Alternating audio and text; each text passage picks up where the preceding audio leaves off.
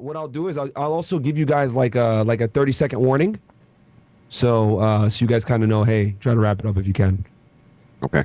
And I'll time each round. So the first one, the 5 minutes, the opening statement will be 5 minutes.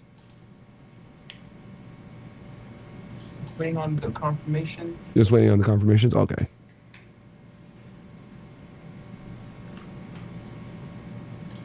You got my friend Big Mo in studio or what? Yeah, he's here. Tell him I said what's up. Because they knew what we were doing, so like, nah, we don't want to fuck this one up, so we're both gonna come down. Awesome. Yeah.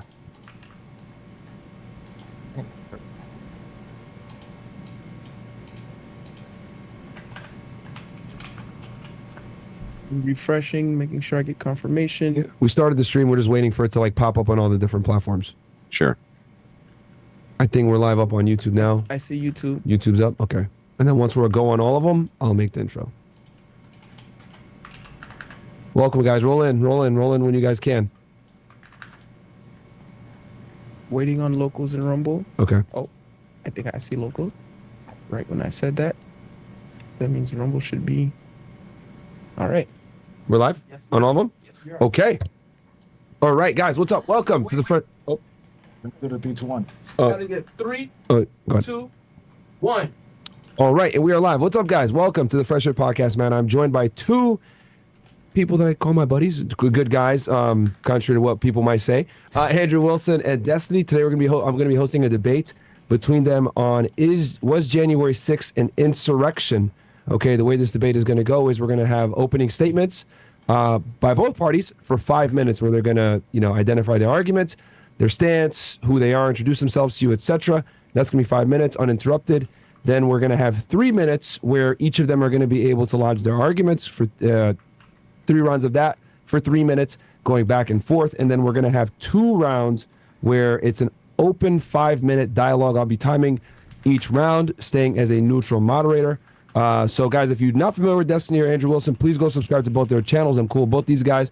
Obviously, we don't agree on everything, but, I respect both these guys as skilled debaters, and they're, good colleagues of mine. So please go check out their channels on YouTube and on Rumble and all the platforms that they're on. The Omni Liberal on Twitter, the Paleo Christ. Is it the Paleo Christ Con on just X? Paleo Christ Con, yeah. Yeah, on X. So go check them out on all the platforms, guys. I'm happy to be able to host this debate. So other than that, we're live on all platforms, YouTube, Rumble, etc. Check us out on rumble.com/freshafit. And Andrew, I will turn it to you to go ahead and start with opening statements, and I'll start the timer. Okay, I appreciate it. Thank you to the entire Fresh and Fit audience for coming out, and to DGG as well. We're here today to debate if the events of the January 6th Capitol riots were an insurrection or if they weren't. Simple. It's a simple debate prompt. They either were or they weren't. Looking into the idea of insurrection itself, it isn't exactly clear what the meaning of it is. It does always seem to be tied together with violence or some will to overthrow a government, law, government system, government itself, or resistance to that law, or something akin to this.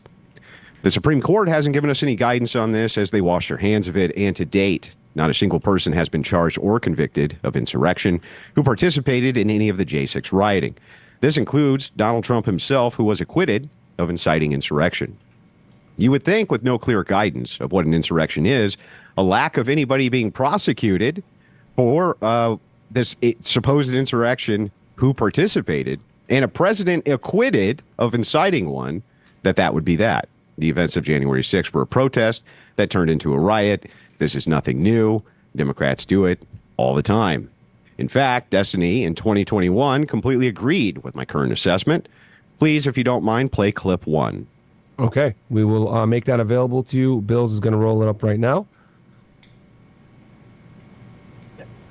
And I will go ahead and give you an extra 5 seconds just on your thing, just because. Okay, go ahead. Play the video, please. Bills? If you think the majority of the people there were actually trying to do that, and all they managed to do was kill one woman got shot by the cops, you're fucking delusional. I think most of the people probably showed up to protest because they were fucking mad, and then shit got riled up. There were probably, almost for sure, I would say, some genuine bad actors there that had fantasies of invading the fucking Capitol and shit. Now, I think I heard from the FBI that it was 5% or less had some plan to do something. Even that number sounds a little bit high, because 5% of however many thousand people, there's a lot of people. But I don't think every single person who went there, their goal was to destroy the White House or destroy the Capitol building and take it over. But because if they were, we would have saw way more shit. Okay. Now, just so you know, I have no visual on my end when those play, and I'd appreciate it if you guys could put the visual up on my end as well. Okay. In fact, Destiny even agrees such rioting and political violence is part of the democratic process, akin to voting, he says. He said this to justify the George Floyd or BLM riots, that such riots were just one side of the Democrat coin and baked in to our Democrat process. The tail's in and just the other half of democracy, he says. Of course, he later denied this. Please play clip 2. Okay. And we'll get this so that you can see it. Just 1 second. I'm going to stop the clock while we're right now we're 2 minutes and 40 seconds in. Shit. Oh, hold on, Bills. I'm going to start the clock back up once, to be fair here, once the clip is up. Can you see it, Andrew? I cannot see the clip, no, on my end. He's going to make it visible to you here in a second. Great. And I stopped the clock just so everybody knows. Bear with us, guys. We're using a million different things, OBS, Zoom, all this other stuff. Shout out to Bills in the back, working hard. Can you see it now? I can see something. There we go. Perfect. Okay. So we will roll the clip now. I'm going to start the clock back up. Bills, go ahead. Disingenuous sack of shit. Because, as I've debated you in the past, you started talking before January 6th ever occurred about how the BLM riots were justified. It was just the other side of the coin of voting. Of course, once you realized that grip wouldn't do as well for you when you were debating the Rittenhouse shit, you completely 180'd your position. Did I ever say writing is the other side of the coin of voting? Probably did. That's a really strange statement. I did. If I did, that's a really strange statement. But go ahead. Okay. Try to find the clip. Activism and riots are one side of the coin, and the other side is voting. There's conspiratorial at all. I think that affecting political change like this is fine. Like that's part of the goal. Like activism and riots are one side of the coin, and the other side is voting. Woo. And So, this is 20 seconds in. Go ahead. so why the radical change of heart on this topic from Destiny? This complete 180? Well, that's simple. He hates Donald Trump. A simple motivation, but at least understandable. He also hates Trump supporters. In order for him to justify that he wants them all to be unalived, he needs to brand them all as traitors and insurrectionists. In this way, he can build a case that Trump supporters are evil, and so it is justified to use violence against them. To recap that, Trump supporters are evil, therefore anything which happens to them is fine. Going so far as to say his friend Pisco, the only reason he wouldn't have liked Trump to have been unalived by this would-be assassin is because it would motivate Republicans. This, of course, gives us an entailment that if it wouldn't motivate Trump supporters, he would be fine with Trump having met his demise in this assassination attempt. And this is the last clip. Play clip 3, please, and then I'll wrap this up. Okay, we're 4 minutes and 20 seconds in. I'm going to stop the watch while we pull this up. Approximately 4:24 seconds, but I'm adding another 5 from the first clip and how we were pulling it up. So far beyond that. So far. Okay. I'll start the clock back up once we roll the clip. Can you see it, guys? Can you see it, Andrew? Oh, sorry. He's screen sharing it right now. Give us 1 second. We'll pull it up. Thank you, audience, and thank you guys for bearing with us here. Many things going on. We want to make sure that Andrew can see it as well as the audience. Yep, I can see it. You can see it? Okay.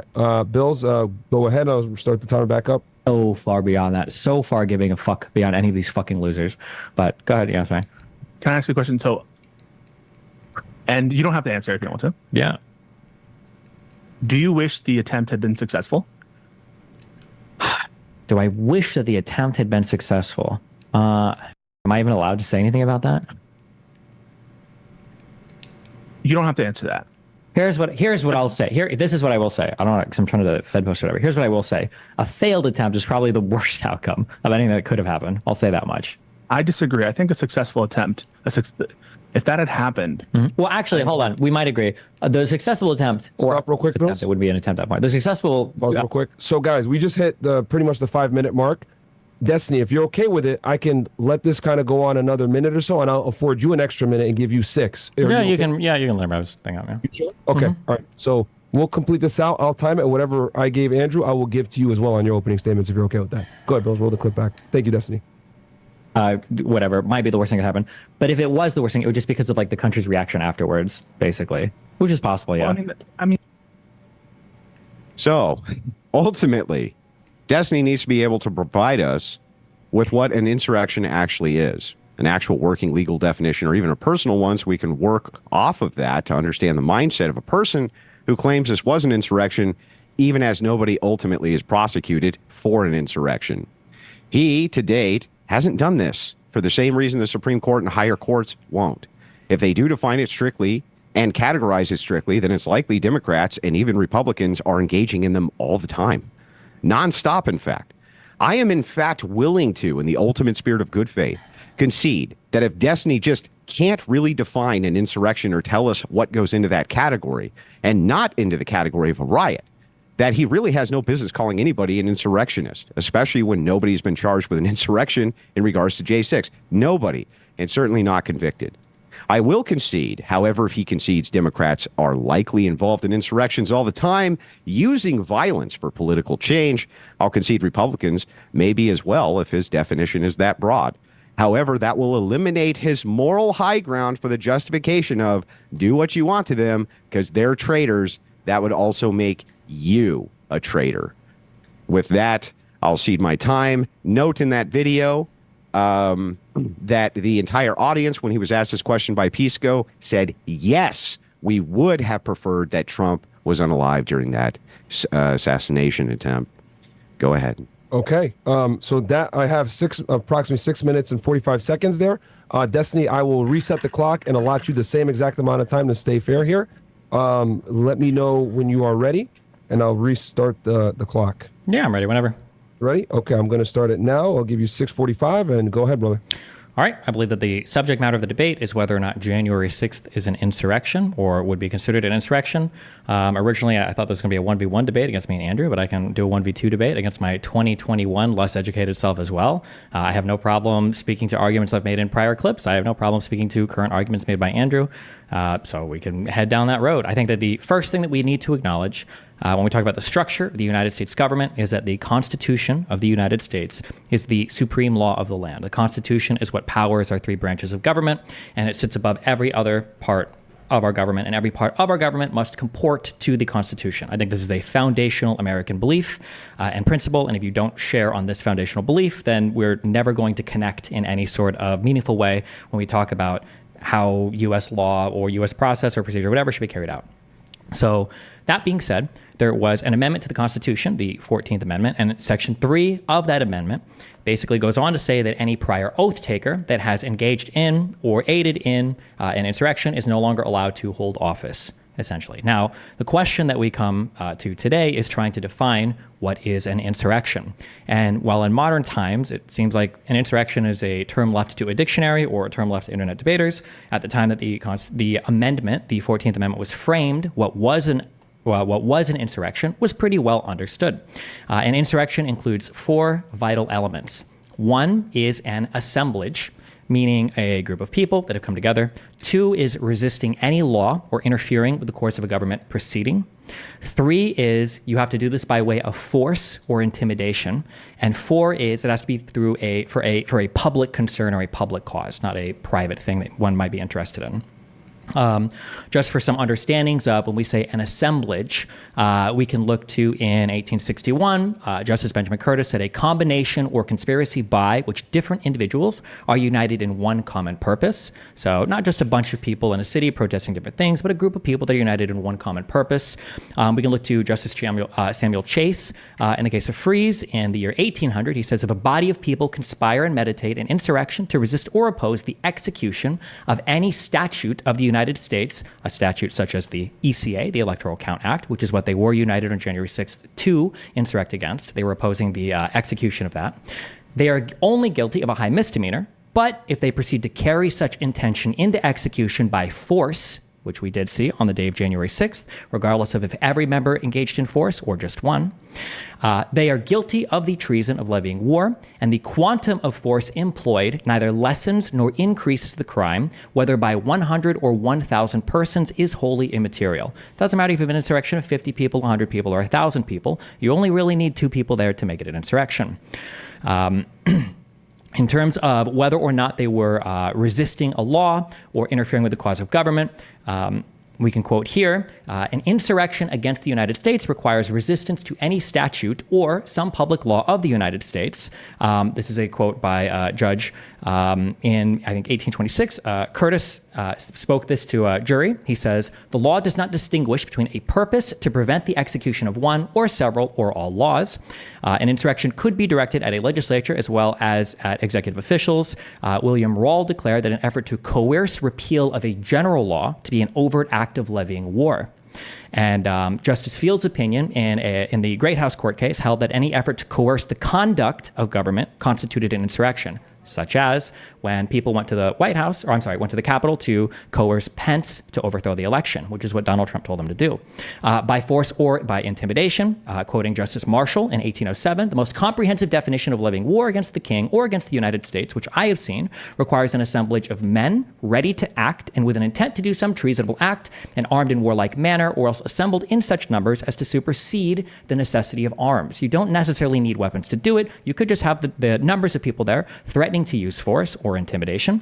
And then for a public purpose, obviously, the insurrection is to, I'm quoting Judge John Kane here, insurrections to redress by force national grievances or to reform real or imaginary evils of a public nature.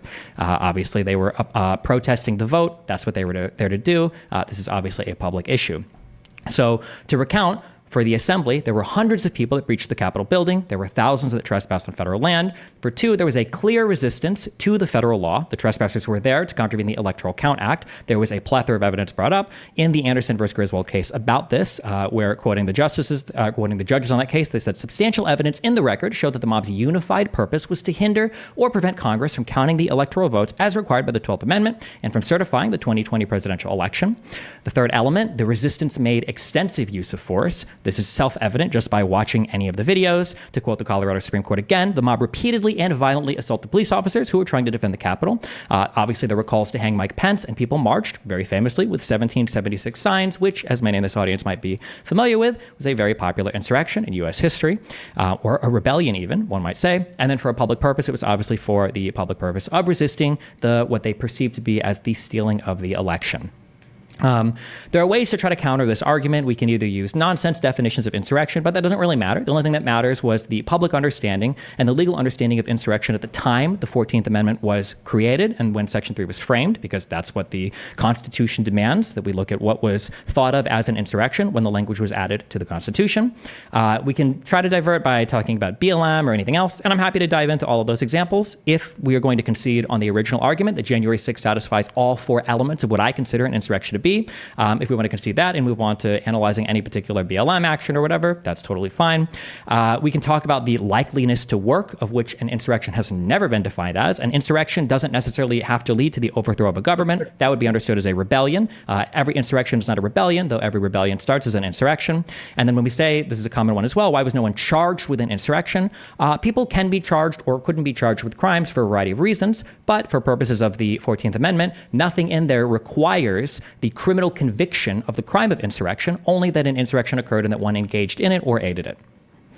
All right. And that is 6:40. Okay. So just 5 seconds shy. That completes the opening statements. Really good arguments from both sides here. We'll go into round one. I'll turn it back. So we just completed opening statements, guys. Each party had 6 minutes and 45 seconds to make their original stance and their first opening statements. We'll go to round one. I'll set the clock for 3 minutes. Andrew, let me know when you are ready. And I'm ready. Okay, timer is going now. Go ahead. 3 minutes. So let's start with this idea of my definition. What the hell do I care about your definition? Nobody has been prosecuted for any insurrection by any definition. Destiny comes through and he gives us this list. He says, 1, an assemblage. Okay. 2, resisting any law or interfering with the course of a government proceeding. Okay. 3, by force or intimidation. Okay. 4, for a public purpose. He has just outlined basically almost every single political riot I've ever heard of. That is what that is outlined. So let's see, an assemblage. This would cover a riot, a bunch of people assembling. Resisting any law or interfering with the course of a government proceeding. That could be shutting down roadways for commerce. That could mean anything. By force or intimidating, if you have Black Lives Matter, other groups like this who are out there saying no justice, no peace, that would be very intimidating. And then for public purpose, very nebulous. All of this is completely nebulous language. He has not actually given us a definition at all. By the way, if you could cam me while I'm talking, I'd appreciate it. He has not given us a definition at all. He's just kind of given us this loose, nebulous, framework for what is or isn't an insurrection. So let's kind of dive into a couple more things here. He says people can or can't be charged for a variety of reasons. That's not saying anything. So what? Yeah, that's true. Maybe they committed insurrection and they weren't charged for insurrection, but also maybe they did not commit insurrection and that's why they weren't charged with insurrection. That's a non-argument. He says that these elements, third element, self-evident, Colorado Supreme Court using 1776 signs. People use 1776 signs all the time and have absolutely no interest in any type of rebellion whatsoever. It's very common for people to have those as bumper stickers. That doesn't mean that they're going to be engaging in any kind of rebellion or insurrection at all. He also, as he talks about these various rulings, he says treason of levying war comes in. Obviously, insurrection seems to have something to do with levying war against the United States, or at least some type of start to levy war against the United States. He still has not actually demonstrated any of this. He's just given us this really nebulous idea. An assemblage resisting any law or interfering with a course of government proceeding by force or intimidating for public. This is very nebulous. So unless Destiny is going to concede that anything which meets this criteria is an insurrection, then I'm not even sure how to go forward with this debate. How in the world can he say essentially almost any riot on planet Earth or any assemblage, even a peaceful protest where they shut down the roads, is an insurrection? That can't be true. That just can't be true. Okay. We had ended there at about 2:57. Andrew, you're up on our channel. They can see you. I don't know if it's on. Yeah, we're good on mine too. Oh, you are okay. Perfect. I just want to make sure that we're there. So, but you are definitely up on, and whoever's speaking, I always make them the main person. So, Destiny, I'm gonna put this is round one. I'm gonna put 3 minutes on the clock for you. Are you ready?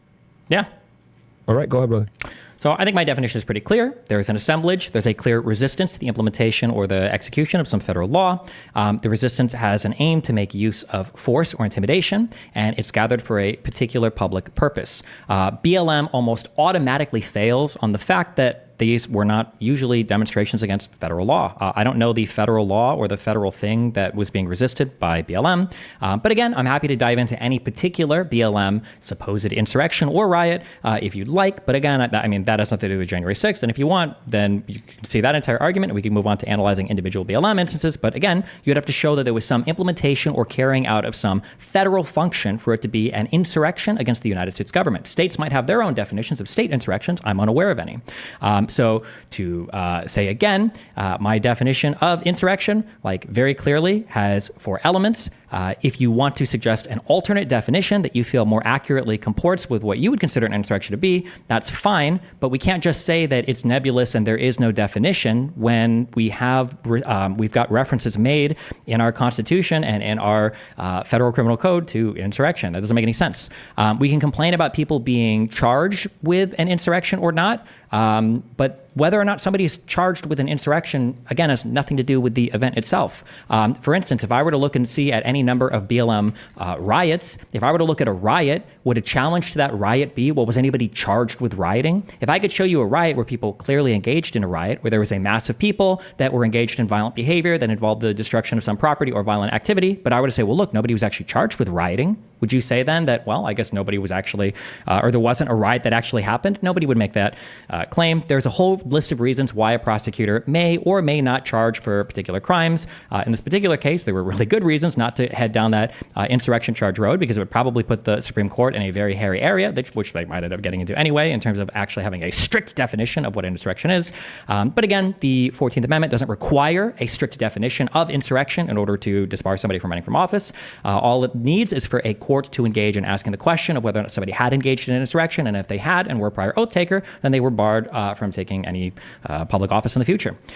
So yeah, again, if there's an alternate definition that wants to be explored for an insurrection, then I welcome that. But that definition, it needs to comport with the historical and legal understanding of what an insurrection was. Otherwise, it's just meaningless, meandering opining that means nothing when we should be thinking like, what was the definition of insurrection at the time the 14th Amendment was drafted? Okay, that's 2 minutes and 40 seconds. You don't want to use the rest of the 20 seconds, Destiny? Okay. Yeah, I mean, like we can, if this ends up going into like a whole bunch of like BLM stuff, I mean, we can get to that, but that has no bearing on whether J6 would be considered an insurrection or not. So, okay. So 2 minutes and 57 seconds. That completes round one. I will restart the clock. We'll move into round two. I'll turn it back to you, Andrew. Let me know when you're ready, and I'll turn the clock on. So I'm not claiming that this has anything to do with BLM. I'm doing an internal critique and saying that if you're going to apply these nebulous standards to this, then you must apply them to this. If this category, if category A over here, also would include everything which includes a riot, then we would need to know what the delineating factor is. He claims here there must be some federal element. However, that's not in his definition. His definition does not include any federal element. To go over his definition again, an assemblage resisting law by force or intimidation for public purpose. It doesn't say anything about a federal element. He just pulled that out of his ass. I don't know where the hell he got that from. It's definitely not in his definition. If it was, he should have said that that was in his definition. He said he keeps going back to this illogical idea that just because X doesn't happen doesn't mean X isn't true. Yeah, that's true, but it also doesn't mean X is true. So making the claim that, well, wait a second, Andrew, just because they weren't actually charged with insurrection doesn't mean they weren't guilty of insurrection. Well, that's nice, but it doesn't mean they were either. And I have the evidence on my side, as none of them were actually prosecuted for insurrection. None of them were prosecuted for insurrection, and Trump was acquitted for inciting insurrection. So the evidence is on my side. He would actually have to demonstrate that this was an insurrection and that they were all wrong, that they were completely incorrect in not charging it this way. He just keeps saying, well, there's a variety of reasons why they didn't. Well, that's nice. Couldn't one of the reasons be because it wasn't an insurrection? Yes, that seems to be a very obvious reason, doesn't it? Going back to my opening, I just want to kind of point out that Destiny has changed his entire idea on this, whereas at first he claimed in 2021 this was in no way an insurrection, that it fit the criteria of a riot better from anybody who's looking at it objectively. I agree with him. That's exactly what it fits. But he still has not demonstrated at all that this was actually an insurrection. He just says, well, I have this nebulous definition. He also says, give me a counter definition. It's not my burden to give you a counter definition. What do you mean? I'm not calling him insurrectionist. You're calling him insurrectionist. I don't have to define for you what that means. You have to define for me what that means. Giving me these four elements here is meaningless unless you can tell me what goes in those categories specifically that does not go in the category for rioting. Because as I look at an assemblage, resisting any law by force or intimidating or for public, that could all just be rioting. That does not really tell me what goes in the category. You didn't include federal anything. So I would like for you to actually expand on this definition so I can understand what the hell you're talking about and why the J6ers specifically fit this criteria. All right. That is 2 minutes and 49 seconds. Destiny, I'll turn it to you whenever you're ready. And we are in round two right now, the bottom of round. Yeah, so people like, again, so there's two parts to the insurrection, two elements that I don't think would fit. So the first one is an assemblage. That would clearly fit a riot, I think, but it would fit a riot and it would fit an insurrection. The second part is resisting a particular law or interfering with the course of a government proceeding. There are plenty of riots that aren't riots to resist like the implementation of a law or to interfere necessarily with like some government proceeding. We can imagine a million reasons why people might riot outside of a baseball game. People might riot in protest to a statement that was made or in relation to, I don't know, the outcome of a sporting event. Like there's tons of people that can riot that aren't rioting with the goal of resisting the implementation of a particular law or trying to interfere with the course of some government proceeding. So the part two, the second element I've listed, really wouldn't comport with most riots. And then the third one is the third element by force or intimidation. I would say that riots generally have a forceful or intimidating aspect to them, although they generally happen spontaneously. Usually they're not planned in advance to use like force or intimidation. So To quote Justice Greer, quote, legal authorities carefully distinguished planned insurrections from spontaneous riots. Justice Robert Greer charged the grand jury in the United States v. Hanway that a defendant who was not leagued with violent resistors to federal law could not be prosecuted for treason. Greer insisted that spontaneous riots were not insurrections, that insurrections required a commitment to use force to resist law, not spur-of-the-moment violence. Most riots just kind of like happen. It's pretty rare that they are planned in advance. And I think we all agree that if they are planned in advance, it takes on a much different character and arguably could call under it like different types of crimes. If people, engage in rioting, it's not good. But if people are literally planning it out in advance, we are calling in a whole bunch of different crimes there than just the simple thing of calling a particular thing a riot. And then for the fourth thing, when we say for a public purpose, the fourth element, this is the second thing that I don't think most riots would necessarily be in opposition to, that we are insurrecting for some sort of public grievance relating to like the actions of a particular government. So like you might riot, for instance, like BLM might riot against like police violence, but there's not like a particular federal statute or federal law there. In terms of me specifying the federal part, well, I mean, J6 was a insurrection against like a federal entity. Again, if we want to talk about like state insurrections or something, I guess we can, but the differentiating factor here, the reason why I have the federal part is because we're talking about federal insurrections, and especially for the 14th Amendment, the federal insurrection part is what we're kind of talking about. I'm not even sure if you can do a state insurrection, maybe you can. But I mean, like summarizing this argument, like the Colorado court found that Donald Trump acted as part of an assemblage, okay, that he helped bring into being. He called the people there. Trump was resisting the enforcement of federal and constitutional rules. He was contravening the 12th Amendment, and he was resisting the Electoral Count Act. Donald Trump, he took numerous illegal actions to prevent the peaceful transition of presidential power. This is like a function of the government. He engaged in an ongoing course of conduct aimed at producing violent resistance to the peaceful transfer of presidential power, and he was attempting to incite support to attack Congress. Yeah. Whether or not somebody's charged doesn't matter. Okay. That is time. So what I'll do is that concludes round two. Andrew, I'll turn it back to you unless you want me to give Destiny a little bit extra time, and I can give you that extra time as well on the back end, but I'll let you choose that. Yeah, I'm fine. He can finish. Okay. Destiny, go ahead and finish.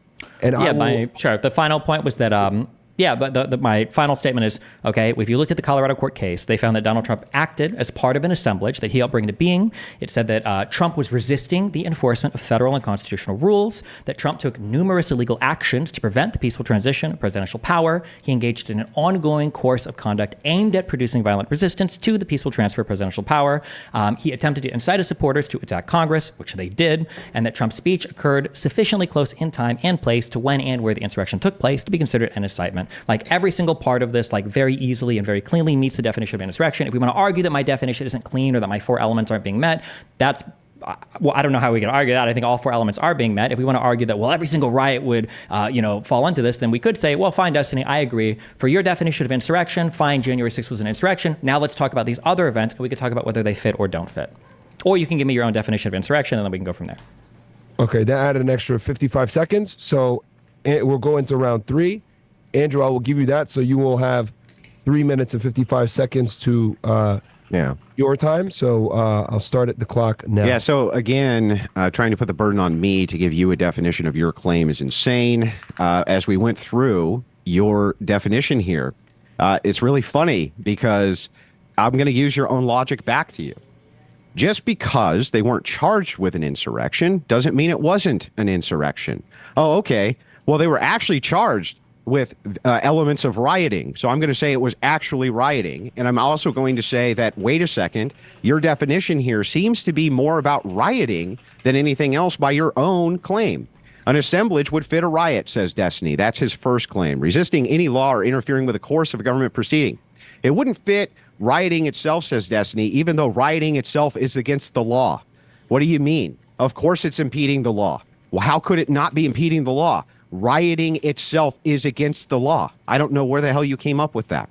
By force or intimidation, Destiny concedes riots require force for a public purpose. He concedes that's a riot. So really, under his definition, this is just a riot. The only thing that we're arguing about here is number two, resisting any law or interfering with the course of a government proceeding. Let's try this again. Resisting any law or interfering with the course of a government proceeding. A riot itself is resisting the law because it's illegal to riot. So I don't understand how that, again, would not just be a riot. all of these things seem to fall into the category of what people were charged with, which is much more along and akin to rioting than it is any type of insurrection. He still hasn't told us the distinction that fits in this category, why this isn't a riot, even though everybody was charged under that kind of branch of rioting and not charged for insurrection. This is a garbage definition. It's totally nebulous, right? And he keeps on saying, well, wait a second, Andrew, why don't you go ahead and concede that unless you can go against all 4 of these points, why don't I actually have to do that? All I need to do is say, okay, all these 4 points fit a different criteria better than insurrection. And apparently he agrees. He agrees on point 1, point 3, and point 4. The only thing he argues is point 2, but his argument for point 2 makes no sense because rioting itself is illegal. So therefore you are resisting any law or interfering with the course of a government proceeding. Well, the government proceeding is to enforce law. You would be interfering with the government enforcing law if you're rioting. So all of these fall under the better criteria of riot, which is, it's totally consistent in my mind because that was the criteria in which people were charged, not with insurrection. And I really need Destiny to answer to that. Okay, that was 2 minutes and 40 seconds. You still have a minute left, Andrew. You're going to concede that round then? Yeah, I'll let him go ahead and answer to it. Cool. So I will turn it back to you, Destiny. We're in round 3, and this is the second part of round 3. So your turn, Destiny. I'll start the clock back up for you. Breaking a law and resisting law are not the same thing. Usually when people riot, they're not rioting with the purpose of making arson or murder or whatever other crimes are being broken to make those legal things. Usually they're breaking laws, not with the intent of like resisting the implementation or the execution of those laws or resisting or contravening the execution of like some function of government. When people were rioting on January 6th, the goal of that was to stop the execution of the Electoral Count Act. It was to stop the purpose of the government, the execution, the function of government to do the peaceful transfer of power. They weren't simply engaged in violence and breaking the law. They were resisting the carrying out of the law, the Electoral Count Act, the ECA. And I don't know, we can loop on this over and over again, but again, if I can show you in Kenosha, if I can show you in Seattle, if I can show you a riot, if I can give you a video of cities burning, of people screaming and throwing shit, of, property being destroyed or damaged, and then you were to go, wow, that kind of looks like a riot to me, I would go, yeah, it kind of does. However, nobody was actually charged with the crime of rioting. So do you change your mind on that? Probably wouldn't affect your opinion at all. Again, whether or not you levy a particular charge at a person is way different than whether or not a particular event was a thing. Remember, when you levy a charge at somebody, a criminal charge, what you're really saying is that you can take a person, an individual, and prove beyond a reasonable doubt that no reasonable mind would agree that something else could have happened in front of a jury. That's what criminal court is for. Proving that somebody engaged in a crime beyond a reasonable doubt in a criminal court is not the standard that we use to declare a particular thing a thing. You don't have to prove in criminal court beyond a reasonable doubt that a thing was an insurrection or that a thing was a riot unless we were charging somebody with an actual crime. Okay, that's 1:50 on the clock. So that concludes round 3. And I'm going to turn it to you, gentlemen. You guys can let me know what you want. We can either do another round of 3 minutes uninterrupted debating, if you guys want to formulate your arguments a bit more, because I know there is some... I would like to do one more round if we could. Or Destiny, are you okay with that? Sure.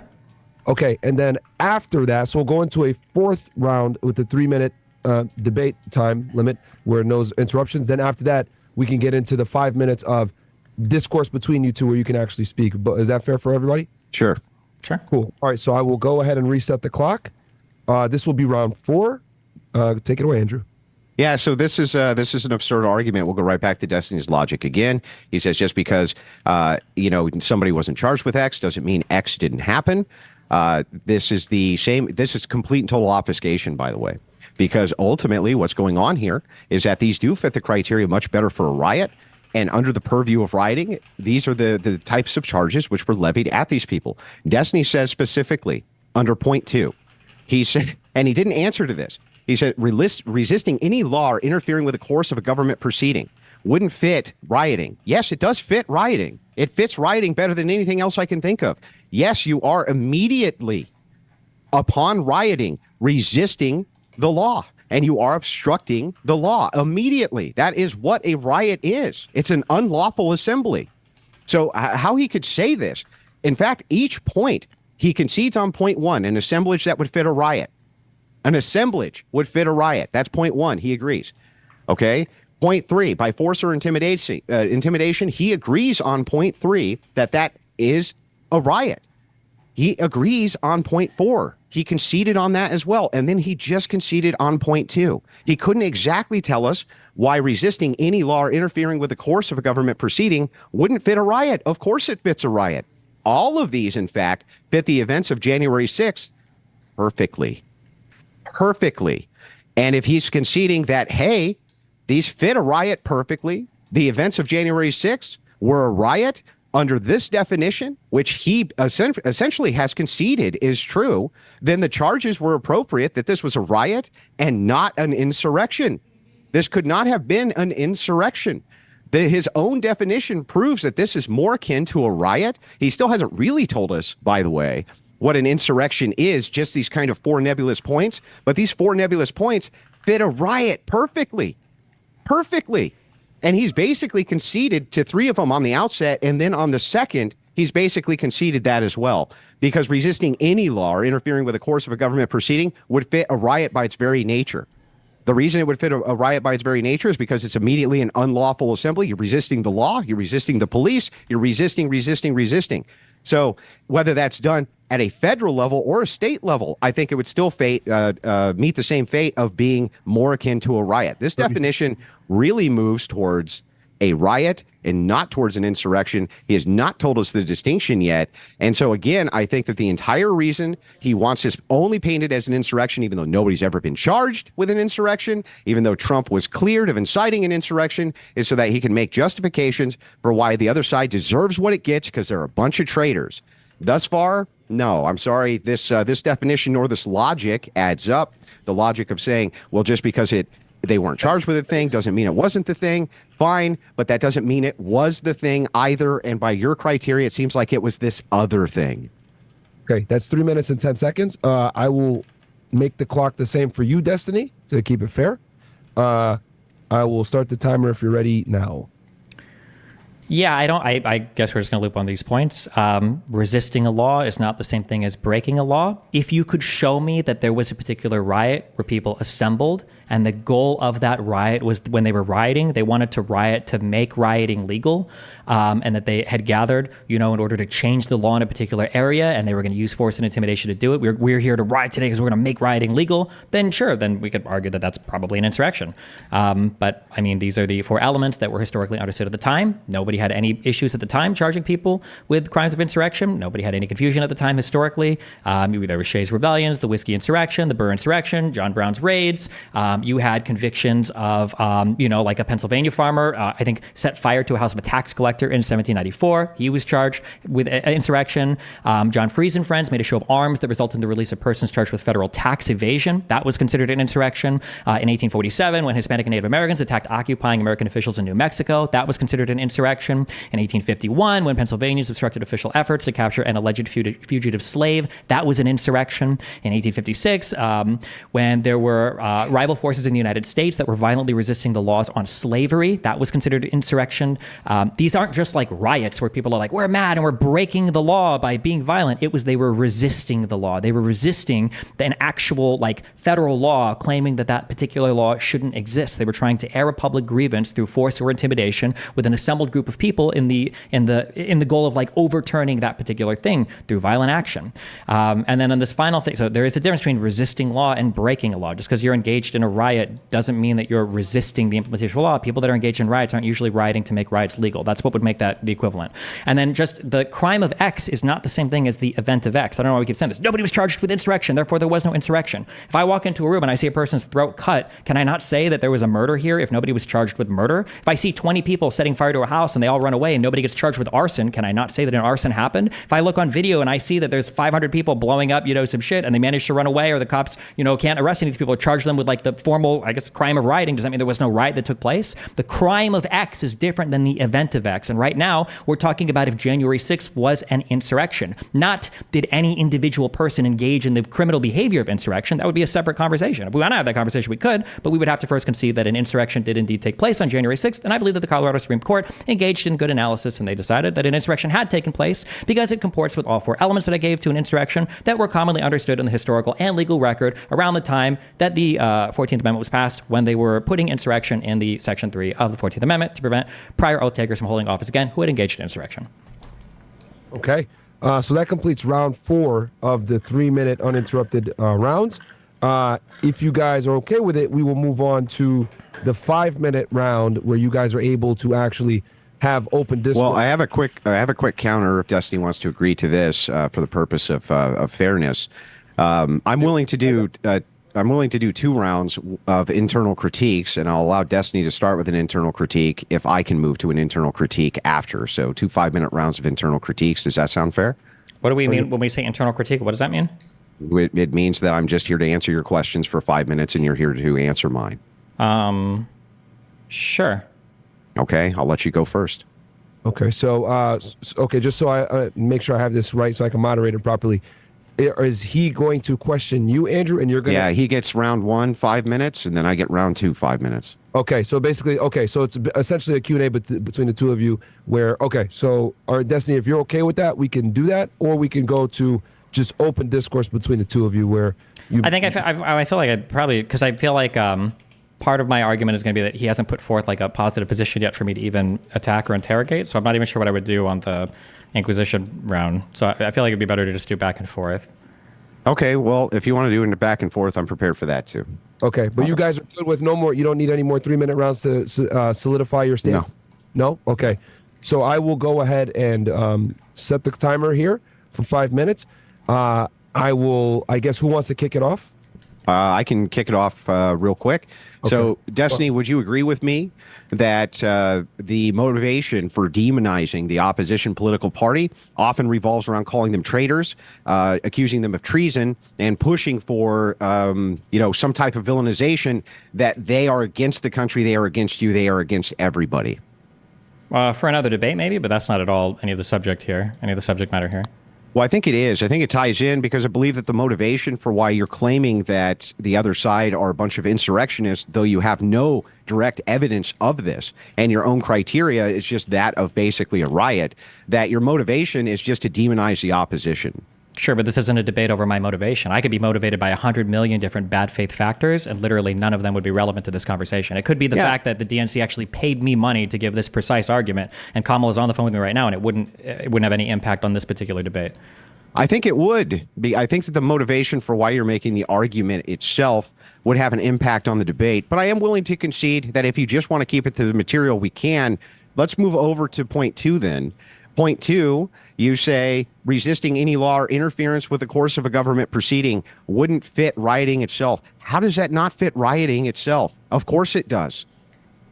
Well, let's say, for instance, the purpose of a riot was because you felt like the law wasn't being enforced. It wouldn't make sense to call that part of an insurrection. Let's say, for instance, that there was I agree. Let's say that there was a lynching of a person and you felt like the cops weren't, upholding their duty or whatever, and so you decided to have a protest that turns into a riot, and you all show up with the goal of protesting and rioting because you felt like the law wasn't being carried out here. You wouldn't really call that an insurrection because they're not trying to contravene a legal process. Just because, again, you engage in unlawful conduct doesn't mean that you're trying to resist, like the implementation of the carrying out, resisting the laws. That would be the same case with insurrection then. No, because when you're insurrecting, would you're also trying to require say, intent. Right? Yes, yeah, correct, yes. So the intent would be the contravening of the Electoral Count Act. When people say we need to march and make our voices heard on January 6th to the Capitol grounds where people are going to protest, they're protesting the execution of the Electoral Count Act, which demanded that Vice President Pence count the electoral votes. Donald Trump didn't want that. He made it very clear in the days preceding. Him, Bannon, Eastman, Chesbrough, and everybody else that was working alongside him, Sidney Powell, everybody else, was saying that we need to prevent Pence from counting the electoral vote. That was the execution of a lawful government function. Yeah, but even if that's people going there to protest. Yeah, against. but even if all that's true, Destiny, it still wouldn't matter because the events of January 6th themselves, the intent of the people could have just been to riot, not indeed to commit to any sort of treasonous insurrection activity. And you have failed to demonstrate this time and time again, how this actually would meet the criteria of an insurrection. Them showing up And just like your take in 2021, right? When you say, hey, look, the damage would have been way worse if they had shown up with the purposes of actual insurrection or some type of 1776 mindset.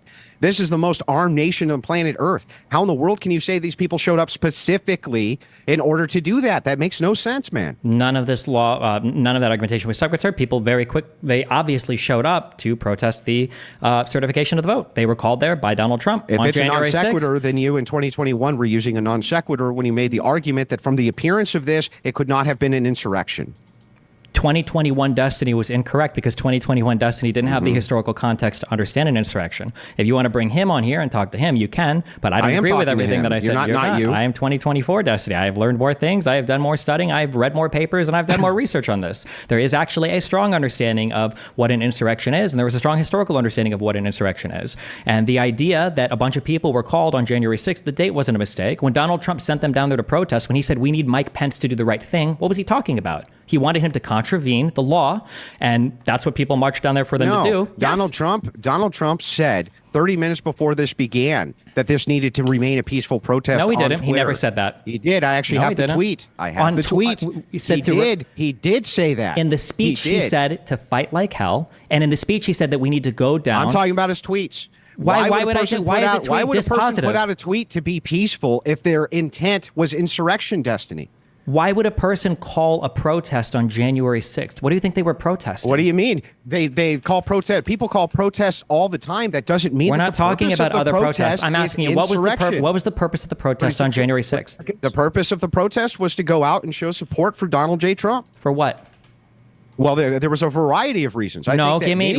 Are you telling me we can't understand what the January 6th protest was about? No. Are you saying there wasn't a variety of reasons why people didn't show up? Nope. I think there was one clear reason. Oh, there's only one reason why everybody showed up. Correct. 10 seconds. Okay, what is the one clear reason? There was not a variety of reasons. Some people didn't show up just because they wanted to see what was happening. Some people didn't show up just to support the president. Some people didn't show up because they really like to go to protest. Everybody showed up for one reason. Right? I didn't say everybody showed up for one reason. I said they were called there for one reason, and that was to protest the certification of the election. Guys, that is time. I'm happy to let this play out longer if you guys want, and add an extra minute to the clock. Are you guys okay with that?